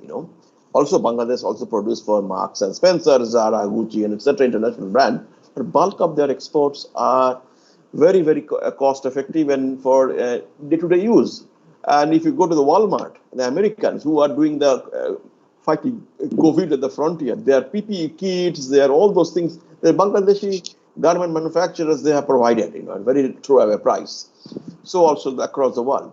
So that's what, they could make more out of, during the scenario. Second is their value chain. It is so well linked. They are always given a feedback from international, organizations, which we don't get because we are not part of that value chains. Third is Bangladesh entrepreneurial class, and it is domestic industries, and their woman labor force, by the way. all the great government workers at the Oman. They work day and night. They live in very precarious situations, but I have a high respect to them. They produce for the country to earn extra, in international reputation. So that is why Bangladesh is, having, in the same way, Bangladesh is already, having more than $1 billion exports to India. This is during the COVID time, just before the COVID time. So that they have achieved we cannot even imagine that Bangladesh can achieve $1 billion export to India. They could be 100 million or something like that. So here is also a government story, by the way. And the Vietnam success story is completely different. It is driven by FTA, purely market driven. It is by the firms, international, multinationals. They produce, they use the FTA routes. There are, they have, very decent workforce. They work for multinational like Samsung. They work for multinational company called HP, Dell, and this is the story which always expected. They have a very high, strong value chain, so also the supply chain network, and that's what the Vietnam is a successful case study. 2005-6, Vietnam had almost zero export of the mobile phone. Today, Vietnam exports a mobile phone is more than $15 billion. So how, this indicates that, that if you have an FTA, if you really follow up the FTA, if you have a domestic sectors which are very efficient, strong labor force, wage arbitrage, compared to others, and if you distribute your wealth to the people at the bottom, from top to down, which may not be possible all the time. I'm not telling that you forcefully take the money and give it to distribute to the poor, but the arrangement they have done is so nicely, and that's what Vietnam is another success story, unlike Bangladesh. Two important developments have strong implications for India and other South Asians and other countries in this part of the world. Thank you.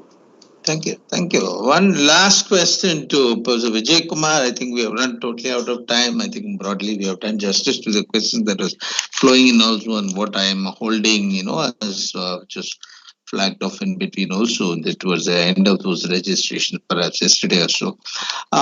Sir, this one last question. It talks about two things. One, what are the long-term impacts of this prevailing pandemic? How to address those issues? That is one question raised by Deputy Manager. And I also see another question raised by, I think, Mr. Kurana, who's an ex-CGM of OBC. He asked whether direct demand creation for MSME by government would have been better alternative to credit-led growth through the ECLGS scheme. Okay. Before I come to this question of yours, let me just very quickly, in 30 seconds, add to what the Professor did. I think he has already referred to that. Of course, we have to appreciate the success story of both Bangladesh and Vietnam, particularly of Bangladesh in textiles. But we have to understand that the major reason for Bangladesh textile export success story is the generalized system of preferences arrangement and the duty exemption which they enjoy. And this duty exemption is not available to India because India has moved up the ladder. India has moved up the ladder. This point is not often understood or appreciated by people who say, oh, Bangladesh has overtaken us and we are doing very badly. Now, coming back to this is just I wanted to add that's all. Yes. Now, incidentally, a lot of Bangladesh executives are connected in this line also, sir. Yeah. Right. Now, regarding the long-term impact of the pandemic, well, it's too early to say because we don't know how this pandemic is going to end. There are epidemiologists who believe that by 2022, this will become an endemic and the pandemic stage will be over and it will be just like an endemic, like the common cold, influenza, things like that. So once this COVID is behind us, we will be back to normal and economic growth will resume at a, let us say 6.5 percentage or so. This year we will be growing at around a 9 percentage, 9.5 percentage GDP. That will be the growth this year approximately. It can be 0.2, 0.3 percentage plus or minus. But our success in tackling the basic problems that we are facing, particularly our success in generating jobs for people at the bottom of the pyramid, and the point which Professor Day referred to as the as fair a distribution as possible, because we have to take care of the people at the bottom of the pyramid. Otherwise, the very social political arrangement itself will be questioned. So our success in creating jobs for the people, our success in macroeconomic stability, all this will depend on whether we will succeed in sustaining our growth rate above, let us say, 6.5 percentage from 2022, 23 onwards. 21, 22 we will be growing at 9.5 percentage. Beyond that, for the next several years, we should be growing at 6.5, 7 percentage. If we succeed in doing that, well, we can create a very vibrant economy and slowly address the basic problems that we are facing now. And regarding the other question, if I remember correctly, that was government directly assisting the MSME segment. I am not a big fan of the government helping out. Government's job is only to facilitate. The government intervenes, that will create more problems than it solves. So market should solve the problems. MSMEs should compete in the market and prove that they are successful. Actually, the problem of MSMEs began even before the pandemic when we had the GST. GST is a good tax, there is no doubt about that. But large number of MSMEs were prospering because of the tax arbitrage, right? They were not paying tax. And that kind of an arrangement is not good for the SMEs and for the economy. For MSMEs also should learn to compete. Many of them have competitive advantage. So the post-pandemic India will see a very vibrant MSME segment also once we are over this this crisis of problems which we are facing right now. It all depends on how the pandemic, how long it will last, and how quickly we can overcome this problem. Thank you, sir. Thank you for clarifying on that. And since we have run out of time, totally, I'm unable to take any more things except the last question to Professor Day on, what are the major infirmities you see in the world trade today, sir? The two infirmities which you want to flag off, which perhaps we need to take guard going forward. Well, in this time, international trade, I think government should continue with support, both technical and financial. That's what government is coming up. PLI scheme, ROD, road TAP in short. And this should continue because these are ultimately the reimbursement or rebate or remissions, deferment of taxes. These actually tiny, small exporters, importers, they get benefit. This is one. When it comes to the national perspective is concerned. Internationally, India should strongly engage with the major economies.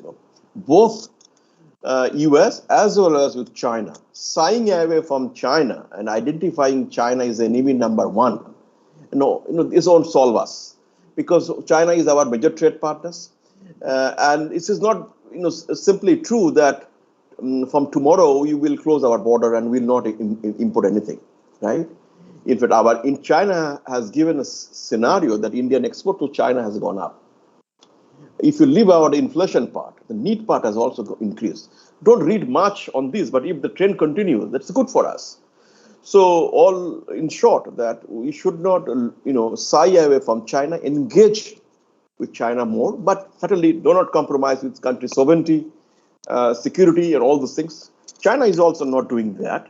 China is very strong in their own surveillance. So we should wrap it up and look at China as our, collaborator in many areas. This is the time, isolation is not the solution. So more collaboration with countries in the world, increasing to a value chain, engaging with the regional blocs, which is a foreign policy, is a strong role, would help us, going into a mid to long term, objective. So these two things, I will, conclude. There is one question I think we have not answered, but in half a minute I can answer. Please, By please, Mr. go ahead. Rajasekhar. Rajasekhar, he has asked, is it a challenge that Bangladesh has an export of high cotton and garments? And I will respond, it is not a challenge. Bangladesh exports to India. It is the products which they are exporting. Certainly, it has replaced some of our exports. There is no doubt about it. But if we increase our competitiveness in our garments, Bangladesh won't be able to make much benefit in a way. So maybe that garment farms in Tamil Nadu or garment farms in Delhi NCR, they need to diversify market. They need to restructure their own business and look for a new, direction. Example, that there are many Sri Lankan companies. They have also grown out of GSP. Many, when the GSP has been withdrawn from them. Bangladesh is going to face a withdrawal of GSP in 2023 onward because they are going to elevate to developing country. Once the country becomes developing, they cannot have a GSP from a developed country, except some products. So Bangladesh is anyway, this GSP will be phasing out. Sri Lanka has gone, out of it, but their farms, which they have gained out of this, GSP benefit, they have invested elsewhere. Matrix is a company, Sri Lankan, who is setting up a special economic zone in Hyderabad, in IT areas, etc. So in short, this is not a challenge. I think there is a lot of collaborations between India and Bangladesh, for that matter. And this will be, sometime, you can have a bad trade that will have an effect on foreign policy because they go hand in hand. So that we also have to keep in mind. Thank you very much. Thank you, Professor Day, and thank you for the wonderful discussion we had. And I need to thank Professor Vijay Kumar and Professor Day for enlightening all the tuned-in participants. I am sure that they would have got wonderful takeaways to work on and to sharp. Both of you have sharpened their perspective so much. I would request all the participants to write their feedbacks in the chat boxes. And my sincere thanks to Mr. Pushpain for arranging all this, and to our director to give a welcome address, and to our technology team who had such a wonderful way of without any hitches we could breeze through it today. With though a lot of more than about 150 people were connected, on a Monday afternoon. It's not easy that so much people, especially the top ranked bankers, with their own work pressures. And wonderful to all the participants from Indian Bank also who were tuned in, who had been sending questions. So I'm sure all of you have been heavily benefited by this. And special thanks to our marketing and technology team who have been, sending out to all the participants, who've been engaging the participants throughout, by alerting them on the program and so on. And also, sincere thanks to all the delegates who are tuned in. And please mention any worthwhile topics which we can take it up by bringing people like Professor Prabir and Professor Vijay Kumar. We keep now another major thing that is enveloping us is the geopolitical issues. So we have always been engaging with the diplomats and DGPs of the world. So we can always bring in anyone, as per the themes, overarching themes, necessity. So thank you one and all. Thank you. Thank you. Thank you very much. Thank you. Namaskar. Thank you. Thank you, Dr. Prabir Dey. Thank you, Dr. Vk Vijay Kumar. And thank you, sir. Dean sir has done really good moderation. And I will just read one feedback I received from SBI Manila. Very informative session on various aspects of Indian economy. We request you to organize such webinars although Dean sir has already committed on that part, once in a quarter frequency. The guest speakers are having hold of their subjects and very informative, very insightful. Thank you very much, sirs. Thank you. So thank you once again, Krishna Kumar, Pushpin, and first time I meeting Professor Day. Nice meeting you, sir. Bye. Nice to meeting you. Please keep thank the- connected. I have already shared Yes, both of yes. your emails, so you can be connected since you have Yes, a lot certainly. of common interest, isn't it? Yes, Yes. Given all the support and encouragement for holding the virtual panel discussion on revival challenges in the economy, trade, and commerce. Thank you very much, sir. Thank you. Thank you. Thank you. Thank you. Namaskar. Thank you. Namaskar. Thank you. So as far as the other participants are concerned, this chat box will be live for another 20 to 30 minutes, so you can key in whatever your feedbacks are, and we can take it forward from there. Thank you.